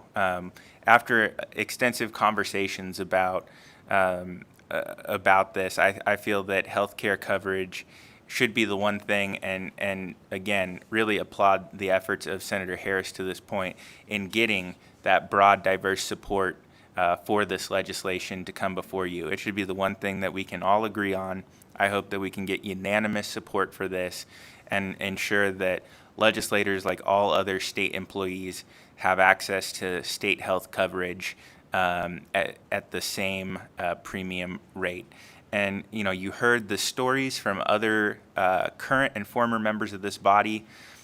It's not about us, it's about the future. And it's not just about legislators, because at the end of the day, this helps empower us to do better work on behalf of the people of this state. So I thank you all for your time and consideration and urge your support for this bill. Thank you. And I will close out the hearing on Senate Bill 320. I will say to Dr. Joyner that I also wanted to say thank you for the amazing intern that you have provided our office, Will Swisher, who's been working incredibly diligently, writing remarks, doing all kinds of amazing research. So just thank you. We're honored to have him. And we miss you as always. Next, we're going to open up Senate Bill 318. And I know we have Senator Scheibel present. Yeah, that's fine. We are good to go.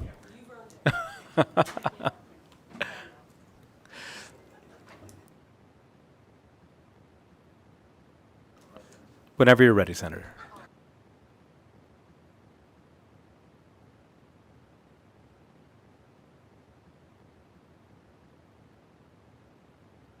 Good evening, Senate Committee on Government Affairs. My name is Melanie Scheibel. I'm a state senator for District 9. Joining me today is Attar Hasibullah from the ACLU of Nevada, and we are pleased to present you with Senate Bill 318.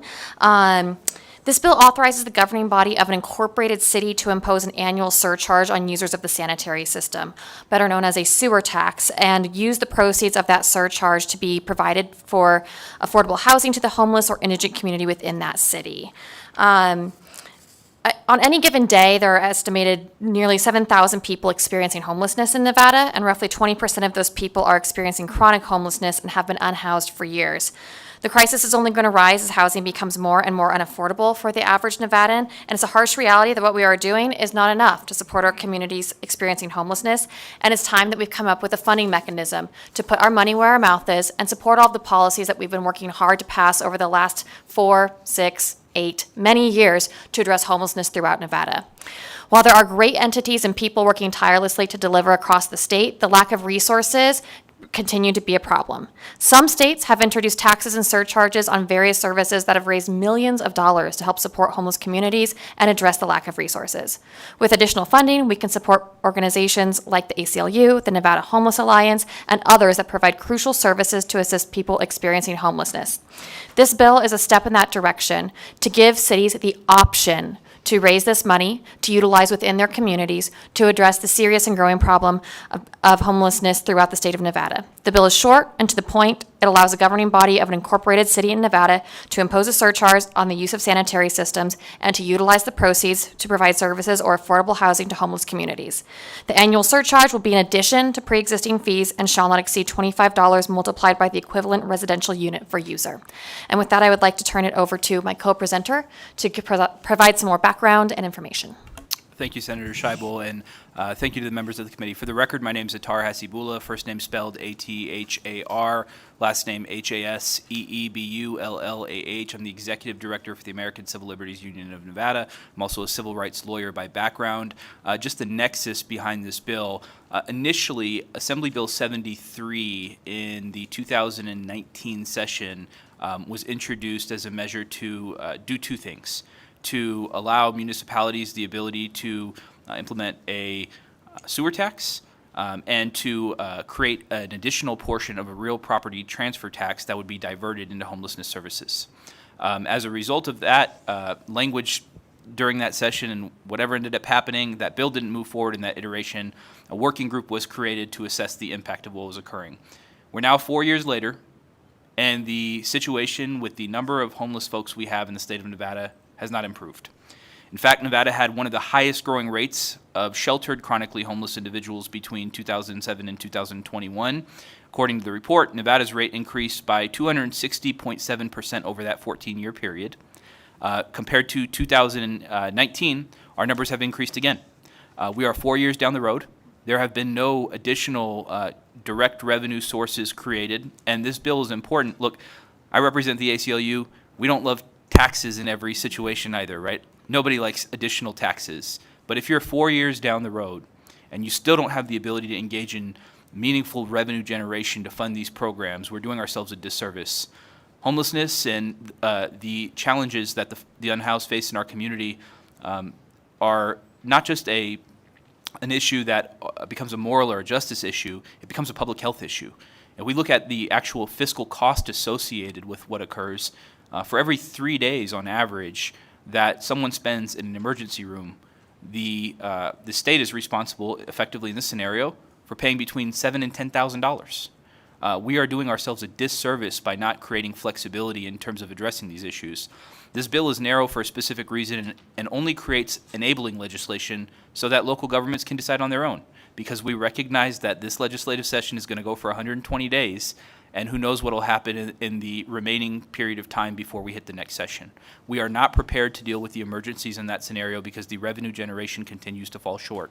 If individuals are opposed to this, they can speak to their local governments, and simply it won't come forward in that way. There's also an argument surrounding Dillon's rule. Does this fall within the gamut of Dillon's rule? Do local governments already have the authority to do this? Well, if you ask local governments, they probably won't. And this back and forth between the state and local governments is becoming increasingly challenges for the people in our community who are most impacted. So with that, happy to answer any questions. Again, I think the language of the bill speaks for itself. It's a nominal amount. It authorizes $25 per year based on the units related to sewer, which is generally a 1-to-1 ratio is what it's set at. And so the revenue generation won't be enormous because the amount is low, but it is an important amount to help consider those services. The other important part of this is I will never be back probably to ask for money for local government. This is not my job. I don't do that. We don't ask for additional revenue, but one thing that's constantly come up when we're suing municipalities or threatening litigation is, well, why don't you propose a way of fixing it that it calls for revenue as well? Why don't we figure out a way to fund it? So here you go. Here's your way to fund it. We're bringing it to the legislature, and that way the criticism that we've received over a period of time and other advocates in the space where there's not an actual financial solution in place are being offered today. So we do want to thank Senator Scheibel for her leadership in bringing this on. We recognize it's not something easy for folks to do, but giving local governments the flexibility to address this, particularly in light of the fact that this crisis is not getting easier and it's not ending anytime soon. It's growing.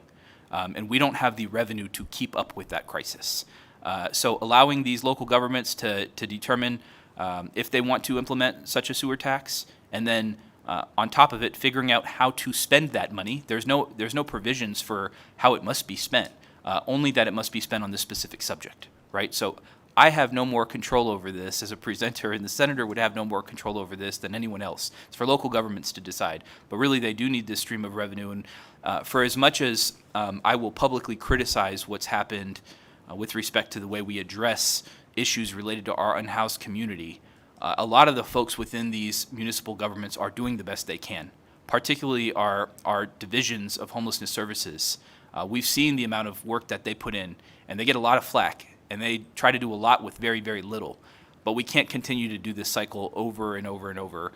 Without sustainable revenue here and a sustainable stream of revenue that's potentially able to be implemented by a local government should they decide to move forward with it, we really don't have a lot of solutions in that regard. So I'm happy to answer any questions. And again, we do want to thank the senator for bringing this piece of legislation forward. And thank you both for the presentation. With that, I'll open it up to questions by our members. We'll start off with Vice Chair Orenshaw, please. Thank you. Chair, it's kind of a comment and a question. Appreciate the bill, Senator Scheibel, and thank you, Mr. Hasibullah, for presenting it. Assuming this passes and an incorporated city in our part of the state decides to enact this, do you envision the ACLU of Nevada, I know it's not a traditional role, but trying to help have a voice in how those dollars are spent, trying to help the unhoused? Because I guess one worry I have is, will it be spent in the most productive way if this does pass and if an incorporated city decides to enact it? Because certainly, I'm a native Las Vegan, and I've never seen so many unhoused in my life growing up in Las Vegas. And I don't know what's happened, but I've certainly have never seen so many unhoused, and something has to be done. I love this bill. I appreciate that you brought it. Just wonder, do you think you'll have a role in trying to advocate for how this is spent in the best way? For the record, Atar Hasibullah, ACLU of Nevada. I would imagine we have a role, but I do want to be really clear. Our role is, we're not a direct service provider in the same way many other organizations are. There's so many nonprofits in our community that are tasked with so much. They really lean in. They do the work day to day. They shelter folks. They clothe folks. They feed folks. We sue folks. And so sometimes that's helpful, right, when we recognize there's been a civil liberties violation. But realistically speaking, what we'd like to be able to do is if a municipality decides to do that, that's a big if, right? There might be resistance from city governments, and I can understand why. They may not want to do it. They might not view it as in the best interest of their community at the time. But should they not want to do it at that time, that's their discretion. And should they want to do it at that time and take such a measure, we'd be happy to tell them what our thoughts are in terms of where money should be allocated, which is in large part to service providers that are doing that direct service work. And I think that a lot of that money has been stewarded well. It hasn't been stewarded poorly. It's just not enough because we can't keep up with a few different things: rising costs that are associated, a lack of caregiving and support, and then resistance with respect to services, which is where nonprofits really step in and do a great job of being able to work with those who are resistant to services.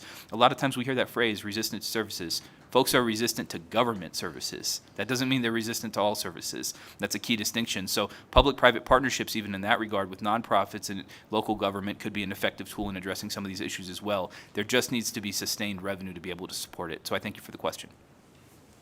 Thank you very much. Thank you, Mr. Hasibullah. Thank you, Chair. Senator Daley, please. Thank you, Mr. Chair. Not necessarily a question, more of a comment, and some of it, in my view, is sad comment, not from you guys, but the municipalities. I think enabling them is all of the rules we got gets us out from under the 2/3 to enable. I understand the Dillon's rule back and forth as well. Some say they can do it unless we're specifically said we can't. Others say you can only do it if you can. Dillon's rule says you can't do it unless the legislature says you can. But what I've seen, at least in Washoe County in a couple of different times, I remember several years ago, clear back as 2005, with the gas tax index in Washoe County, the county commission was enabled, and they did it. When they, I believe it was Assemblyman Bobsey, had a bill on school funding, and the county was enabled, and our county commissioner, Kitty Jung, couldn't get a second on the motion. And so I see some of those things. My first thought was, how can we get Carson City looped in? Because they're technically a county. So I think we got to put it out there. My colleague's question on accountability and various things, I think if we're successful, get anything in there, then we can go back and say, what are you going to do in an ordinance? How are you going to do this? Let's hope we're successful, and that's the part that is sad commentary. I just, maybe, and I don't know if this is the sad commentary part, we would say, enable them to also put it on the ballot, right? So they get cover if they want. So you can say, hey, you can either enact it or you can get a vote of the people and allow them to put something on the ballot, so that they feel more comfortable in their community. Just, I think it's sad that you have to even suggest it, but I'm just telling you the reality, though. For the record, Atar Hasibullah, ACLU of Nevada, I appreciate that point, Senator Daly, and certainly understand the concerns associated. I do think that there's a couple challenges in the space, right? The unhoused population doesn't have a lobbyist per se. They don't have the ability to launch a campaign to support their own cause in the same way. We're talking about human life, and oftentimes what ends up happening is when you run into counteracting interests there, we tend to recognize how those interests end up faring, which is why we want the enabling legislation right now. Obviously, totally get it, and the will of the people we support. And if it's a wider question, would be happy to look at that too, with a wider source of revenue generation that might be able to sustain revenue long term. But at least in the interim, from our vantage point, this doesn't go as far as it needs to, right? But it still goes away in helping a critical mass of folks, especially when we're dealing with folks. And what's really odd is the dynamics between northern and southern Nevada, and we deal with two different types of public health crises. In the summers in Las Vegas, you have people who are having heat stroke regularly and ended up in UMC or ambulatory care as a result. And then you travel a few hundred miles up north, and it's a cold winter in Washoe County next to the river. And there's all kinds of concerns associated with that as well. So do appreciate the point, and hopefully that's a state we can get to. Obviously, we're hoping for this limited language to be able to do something in the interim, because going years and years, at least in the last 4 years, without an additional revenue source and COVID sandwich in between that period has only exacerbated this crisis. And I agree, and it almost would be self-defeating to give them the option to put it on the ballot. They probably will never implement it and just put it on the ballot. And that's the sad state, right? But I also know that when they did the gas tax up here in Nevada, we did an advisory opinion question that passed before, so we'd have the county hopefully have the confidence to do it. I know the gas tax index down in Clark County was a vote of the people, because the county, I don't know if we enable them to do it or not, but so a lot of this stuff, we don't have fearless county commissioners in every county, I'm just telling you, or city council people, whoever it might be. So you said it, not me, Senator Daly. Just stating the facts. Members, any additional questions? Seeing none, thank you both for the presentation. Thank you, and thank you to the committee. Of course. And please, I invite both of you to sit back, and I'm going to invite those wishing to testify in support of Senate Bill 318 to please come forward. Carson City or Las Vegas. Anyone wishing to testify in support of Senate Bill 318? Seeing none in Carson City or Las Vegas? Well, never mind. Welcome whenever you're ready.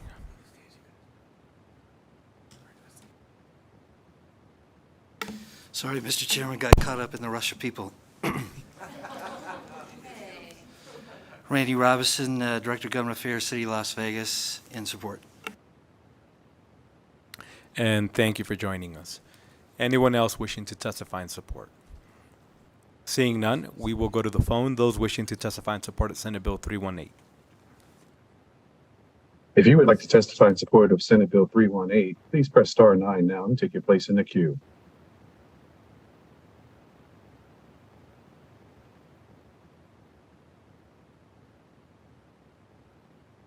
The public line is open and working. There are no callers at this time.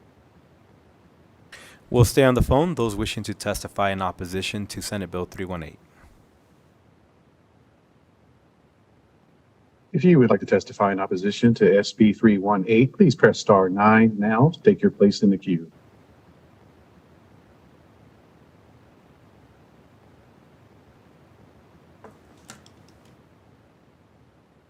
The I public want line to is open testify and in working. opposition in person, though. Okay.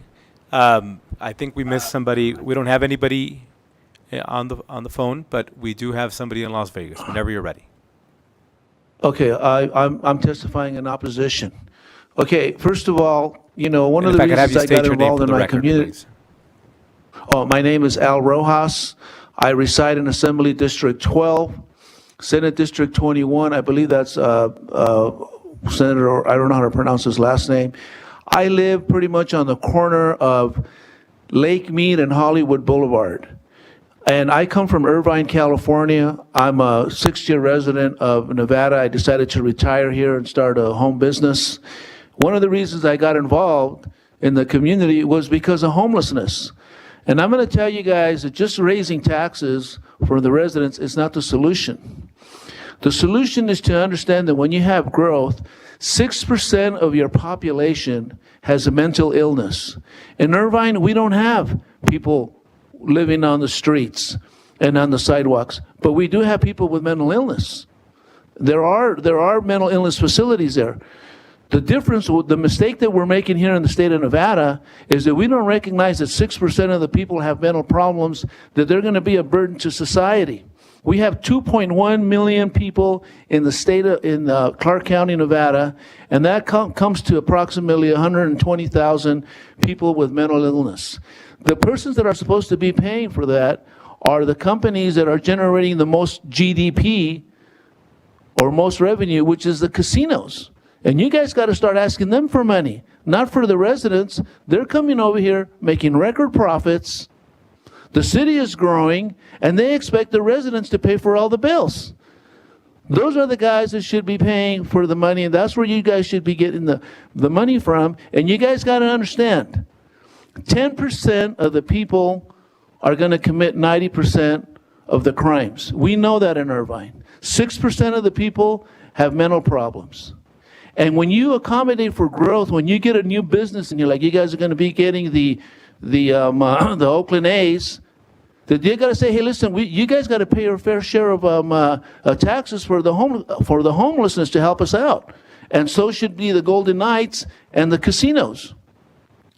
Now, those are the main problems that's why you guys have a lot of homelessness here. We have a higher homelessness rate per capita than Oakland and San Francisco. That's how out of control this thing is. And the other big problem is you're making it too easy for homeless people to live here. I talk to some of them on the street. And sir, thank you. And they go, you know but what we you have want to hit do the is going to be 2-minute hard. mark. If there's any additional That's fine. remarks, if you could please submit those to the committee staff, and we'll make sure that they get uploaded for the record. I will do that. Thank you, thank you, Senator Flores. And I appreciate you staying late. I know it's late into the evening, so I appreciate you staying. I know that you're always passionately involved, so I appreciate that. Is there anybody else wishing to testify in opposition? Just want to make sure there's nobody else in Las Vegas that I, for some reason, can't see. Seeing none, we'll go to those wishing to testify in the neutral position for Senate Bill 318. Anybody in Carson City or Las Vegas? Seeing none, if I could have BPS, anybody wishing to join us over the phone. If you would like to testify in neutral for SB 318, please press star 9 now to take your place in the queue.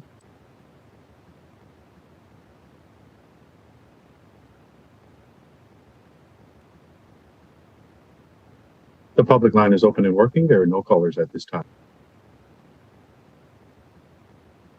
Thank you.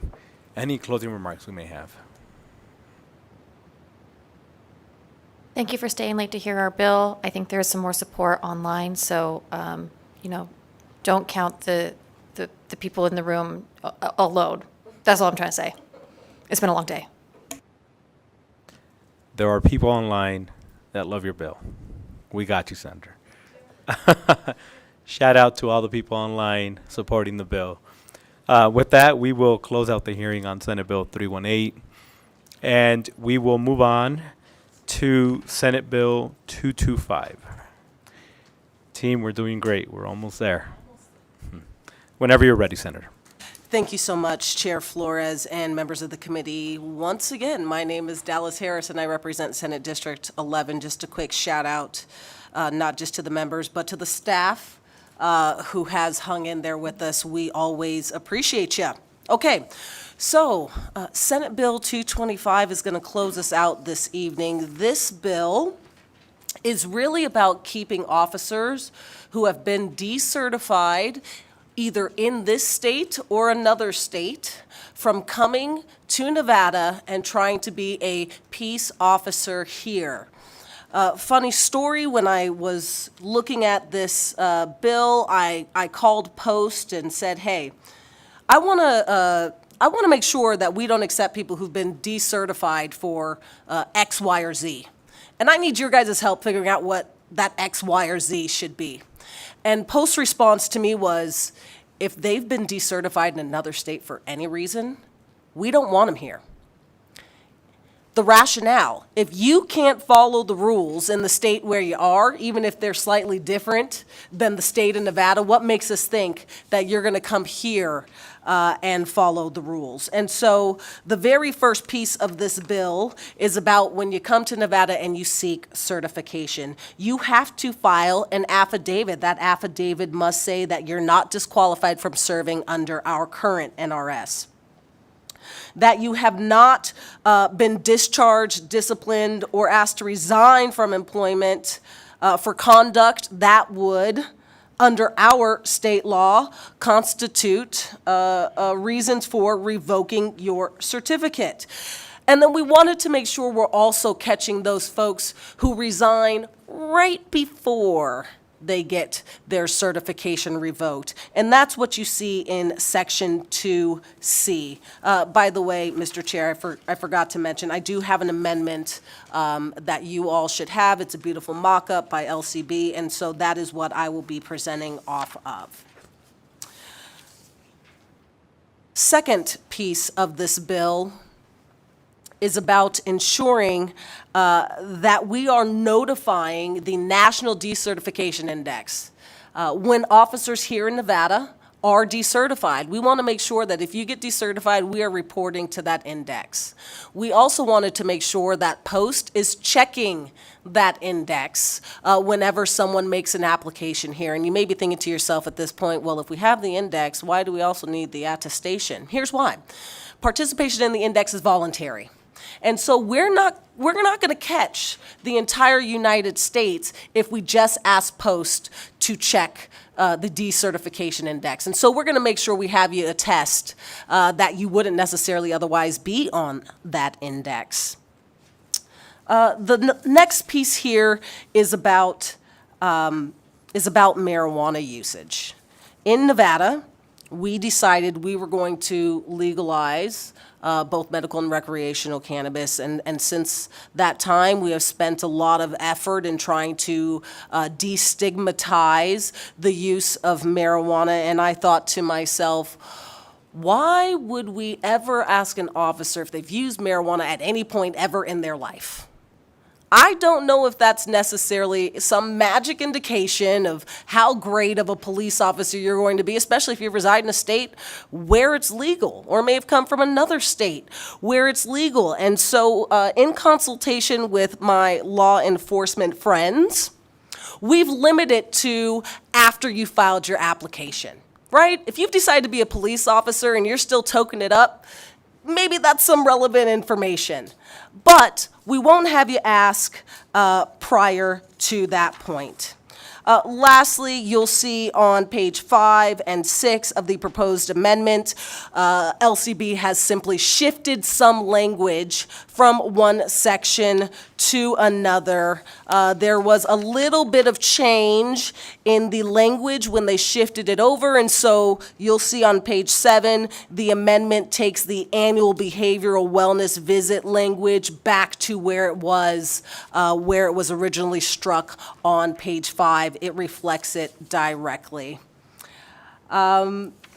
This also requires law enforcement agencies to let posts know when someone has been terminated for something that they might be decertified for. We want to make sure that that information sharing is there as necessary. The last piece, and this again was actually brought up by Post, is we wanted to make sure that if you've been convicted of domestic violence, that you cannot simply get around that by having that sealed. We already have it on the books that you can't be a peace officer if you've committed that crime. But it came to my attention that sometimes it's possible that people slip through that fence because their record's been sealed. We're going to go ahead and close that hole today. With that, Chair Flores, that's the summary of the bill. I'm happy to answer any questions. And thank you for that presentation. I appreciate you working with all your friends on finding some middle ground. With that, I'd like to open it up for the committee members for questions. Just want to make sure. Senator Daley, please. Thank you, Mr. Chair, Senator. So my only thought on this, and it's a thought, was in section 2, subsection 1, would be to add a D that says, has not resigned from employment or otherwise separated from employment, ... to evade the provisions of subsection C. So if they know they did something, haven't maybe started an investigation yet, and they resigned to get out of that and move on. Anyway, that was my thought. I don't really have a question. I see the amendment. The rest of it looks to be in order. I'm glad you worked with the law enforcement people, but some people are going to find a loophole. I'm trying to close loopholes for you today. Senator Harris, for the record, to you, Senator Daley, through you, Chair Flores. Very much appreciated, Senator. I do think that C covers it, right? Because C is explicitly about that you have not resigned or otherwise separated while an investigation was underway. And so I do think C is designed to capture those people who are getting into an investigation, maybe seeing it's not going their way and choose to resign to try and get out of being decertified. Understood. And what I was saying is, did they do anything to evade, resign before investigation started if they knew, to evade the provisions of subsection C? Understood what you're saying, Senator. Thank you. I will definitely speak with legal and see if there's some way if we can capture those folks, although it is really tough to try and get at people prior some investigation even beginning, right? Because at that point, it's really lots of allegations. So thank you. And that might be something that we can converse with law enforcement when they come up as well, to see if they how often that occurs. And I'm sure it does. Senator Krasner, no? I think we can have you sit back. And at this time, I'd like to invite those wishing to testify in support of Senate Bill 225. And we will, seeing none in Carson City or Las Vegas, we'll go to the phone lines, please. If you would like to testify in support of SB 225, please press star 9 now to take your place in the queue.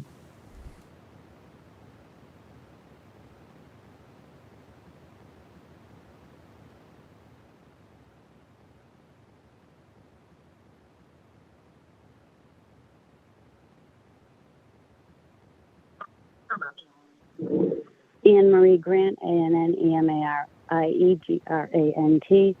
My brother Thomas Purdy was murdered by Reno police and Washoe County Sheriff's Office during a mental health crisis. I fully support the bill. We need police accountability. We don't need bad cops coming to this state. There was actually a Nevada officer who killed a young teenager in Las Vegas, and he went on to go to Wyoming and kill 2 other gentlemen. So this is a great bill, and I support it. Thank you. And thank you for joining us. Next caller in support of Senate Bill 225. There are no callers choosing to testify at this time. And thank you. We will stay on the phone. Anybody wishing to testify in opposition to Senate Bill 225?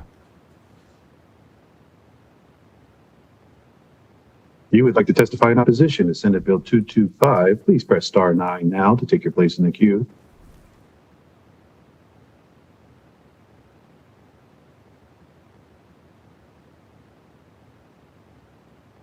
The public line is open and working. There are no callers at this time. And just for clarification, anybody wishing to testify in opposition in Las Vegas or Carson City? I do see somebody in Las Vegas. Opposition? No? Okay. And now I'd like to invite those wishing to testify in the neutral position, Las Vegas or Carson City. And we'll start with Las Vegas, and then we'll move down to Carson City. Okay, my name is Al Rojas. I reside in Assembly District 12, Senate District 21. I decided to get involved with the community, and I go regularly to the first Tuesdays down here in Las Vegas for Metro. And we just had a seminar or a meeting where they were talking about recruitment.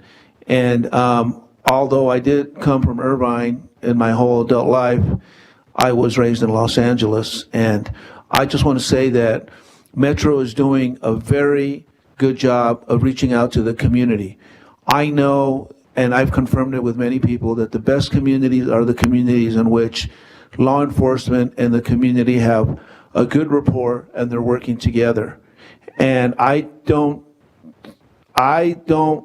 know what position to take, but I think we want quality and not quantity, and we need law enforcement that respects the community. Because when I was in Irvine, that's the way it was. The community worked hand in hand with law enforcement. So I ask the people who are in charge of this, the people in the know who are going to make the decisions, to take that into consideration. And we want to continue the path where law enforcement and the community are working together, and the community has a positive image of law enforcement. And that's all I wanted to say. Thank you. And thank you again for joining us. We'll come down to Carson City, please. Good evening, Chair Flores, members of the committee. My name is John Abel, the Government Affairs Rep for the Las Vegas Police Protective Association, representing the Metro officers. I want to thank Senator Harris for amending her bill. She's always very open to friendly amendments, and we really appreciate that. So with that, we are testifying in neutral based on her amendment, and thank her very much. Thank you. And thank you for joining us. Please. Good evening, Chair Flores. My name is Troyce Crummy, TROYCEKRU. MME, I'm the current Vice Chairman of the Las Vegas Police Managers and Supervisors Association. Appreciate your guys' patience on this late evening. I think this is an important bill. Policing is an honorable profession, and in Nevada we have some of the best police professionals around. However, occasionally we do have some cracks that people slip through. I applaud Senator Harris for attacking a situation like this. It could be a bit of a hot-button issue, we're well aware. But in Las Vegas, and more particularly the police leaders of Las Vegas, we want the best, and we want to recruit, retain, and hold on to the best of the best that we have. We are testifying in neutral because there's a couple of changes. Senator Daley actually commented on that during his question, and Senator Harris has been open to discuss those with us to make those slight language adjustments so that it is hitting the mark of what her intention is. And then I think once we get there, we can fall into the support column. Thank you. And thank you for joining us, please.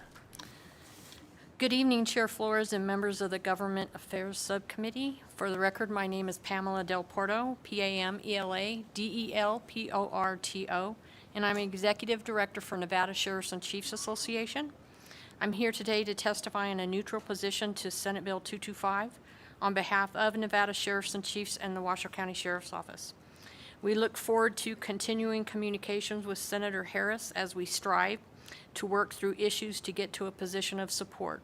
We appreciate the time and all the effort by Senator Harris that she has put on this bill. Thank you. And thank you for joining us, please. Good evening, Chair Flores and members of the committee. My name is Beth Schmidt, S-C-H-M-I-D-T. I'm the Director of Intergovernmental Services for the Las Vegas Metropolitan Police Department. We are in neutral this evening on SB 225. I want to thank Senator Harris for bringing law enforcement stakeholders together to discuss the important issues in this bill. It's not easy to sit in a room with a bunch of cops, but Senator Harris has done this. And the bottom line is Las Vegas Metropolitan Police Department has no interest in passing bad apples to another agency or bringing them into this state. That we want to address. So one of the things that I want to also acknowledge is that Senator Harris has shown leadership and collaboration in working with the law enforcement partners on SB 225. We will look forward to this continued collaboration on this bill, and we hope to get to a position of support. And thank you. Please. Thank you, Mr. Chair, members of the committee. Mike Cathcart representing the city of Henderson. At this late hour, we'll just say ditto. We thank the senator for everything she's done, and we were this close to maybe supporting a Senator Harris bill tonight. So one or two more suggestions. And thank you, and I'm well aware that the senator's been working diligently, and I hope you'll get there, and all of you will come in unison and support. With that, is there anybody else wishing to testify in the neutral position? Seeing none. BPS, do we have anybody on the phone?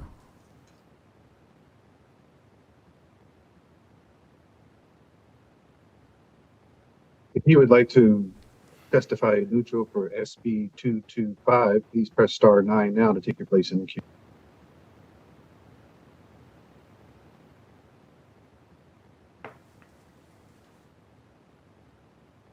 Public line is open and working. There are no callers at this time. Perfect. Thank you. Senator, any closing remarks?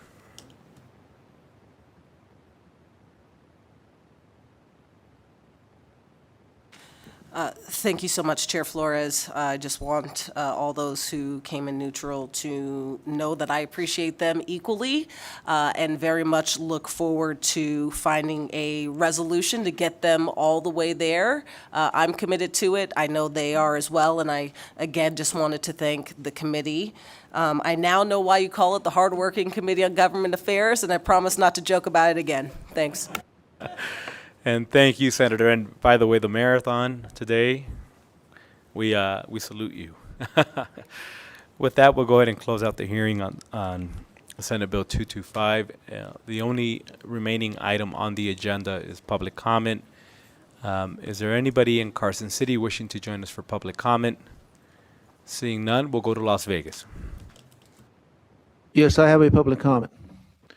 Okay, I'm here because my name is Al Rojas. I live in AD 12 and Senate District 21. And, I got involved in our community because of the homelessness problem. And I feel that there's a lot of community engagement that's going on right now with Metro. And like I said, and I'm not tying this to the other bill, this is just a general comment.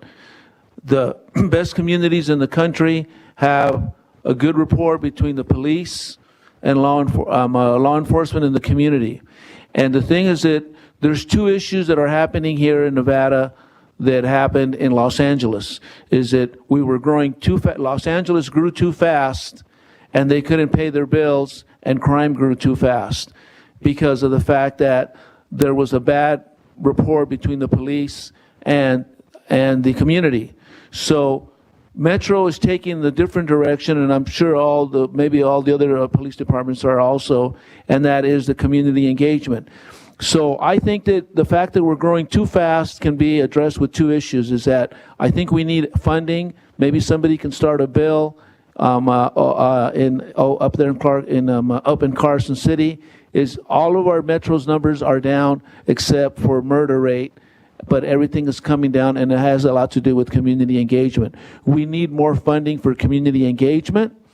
That's one of the things that we need to do.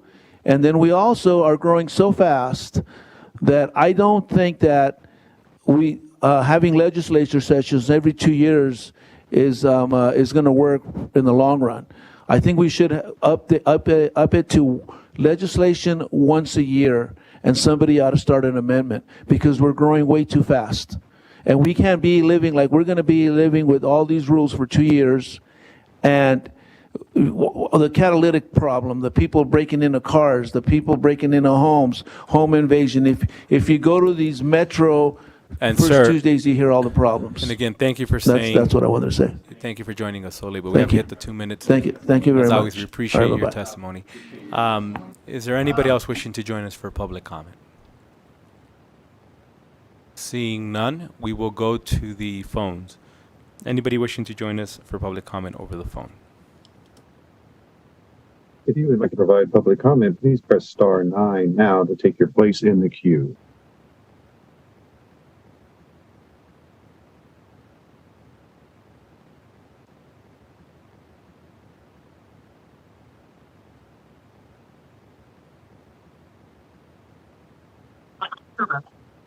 Anne Marie Grant, ANNEMARIGRANT. My brother Thomas Purdy was murdered by Reno Police and Washoe County Sheriff's Office during a mental health crisis. I'd like to talk about SB 362, which may come before some of you. It's going to be heard in Senate Judiciary on the 7th. Section 1 of this bill requires a peace officer to ensure that medical aid is rendered to a person who indicates that he or she cannot breathe by an emergency medical attendant, physician, registered nurse as soon as practicable. This bill as currently proposed would indeed have saved my brother's life. My brother begged and pleaded for decency from the deputies and officers. He told them multiple times he could not breathe. He told them he had a collapsed lung previously. I appreciate the intent of the bill to preserve the sanctity of human life, but I would also like to see the word indicate clarified. Indicates how? Just verbally, with physical motions, with obvious signs like my brother labored breathing, lips turning blue, and saying he couldn't breathe? I have reached out to the sponsors of the bill, and so has Lenore Dooley, the director of the Medical Civil Rights Act Initiative, in hopes of discussing the bill. I may not live in Nevada, but the state of Nevada deprived my brother of his right to life, liberty, and the pursuit of happiness, and I consider myself a vested stakeholder in what happens in Nevada. I don't want to see any more deaths, and if the word indicate is not more clearly defined, I fear foreigners, mentally ill, and autistic people will be the martyr with this before anything gets done about the wordage. If any, excuse me, let's make the few police accountability bills as strong as possible so that no more unnecessary deaths occur at the hands of law enforcement in Nevada. Whether you want to acknowledge it or not, Nevada has numerous George Floyds of their own, at least 10 that I can think of off the top of my head, including my brother, Thomas Purdy. Also, please do not support AB 286 or SB 245, which equates to qualified immunity for law enforcement. Thank you. And thank you for joining us. BPS, anybody else wishing to join us over the phone? There are no callers choosing to testify at this time. Thank you. I just wanted to say thank you to all our amazing staff. We had a very long agenda today, and I appreciate all the work. I know we kept you here late. Hopefully we'll have a few meetings in a couple of weeks where there'll be a lot more calm and we can be home while the sun is still out. Thank you again. I'm serious, and I appreciate it, committee members. I know we were running in and out, making it work. I just wanted to put it on the record that I am sincerely appreciative of the work. With that, we will be back on Friday, and Friday will be equally as long. I just want you all, and I'm also putting it on the record so that when you call your family, there's something to back it up, and they can hate me for it. But unfortunately, we will be here for a very long time on Friday as well, so just please be ready for that. And thank you. With that, this meeting's adjourned.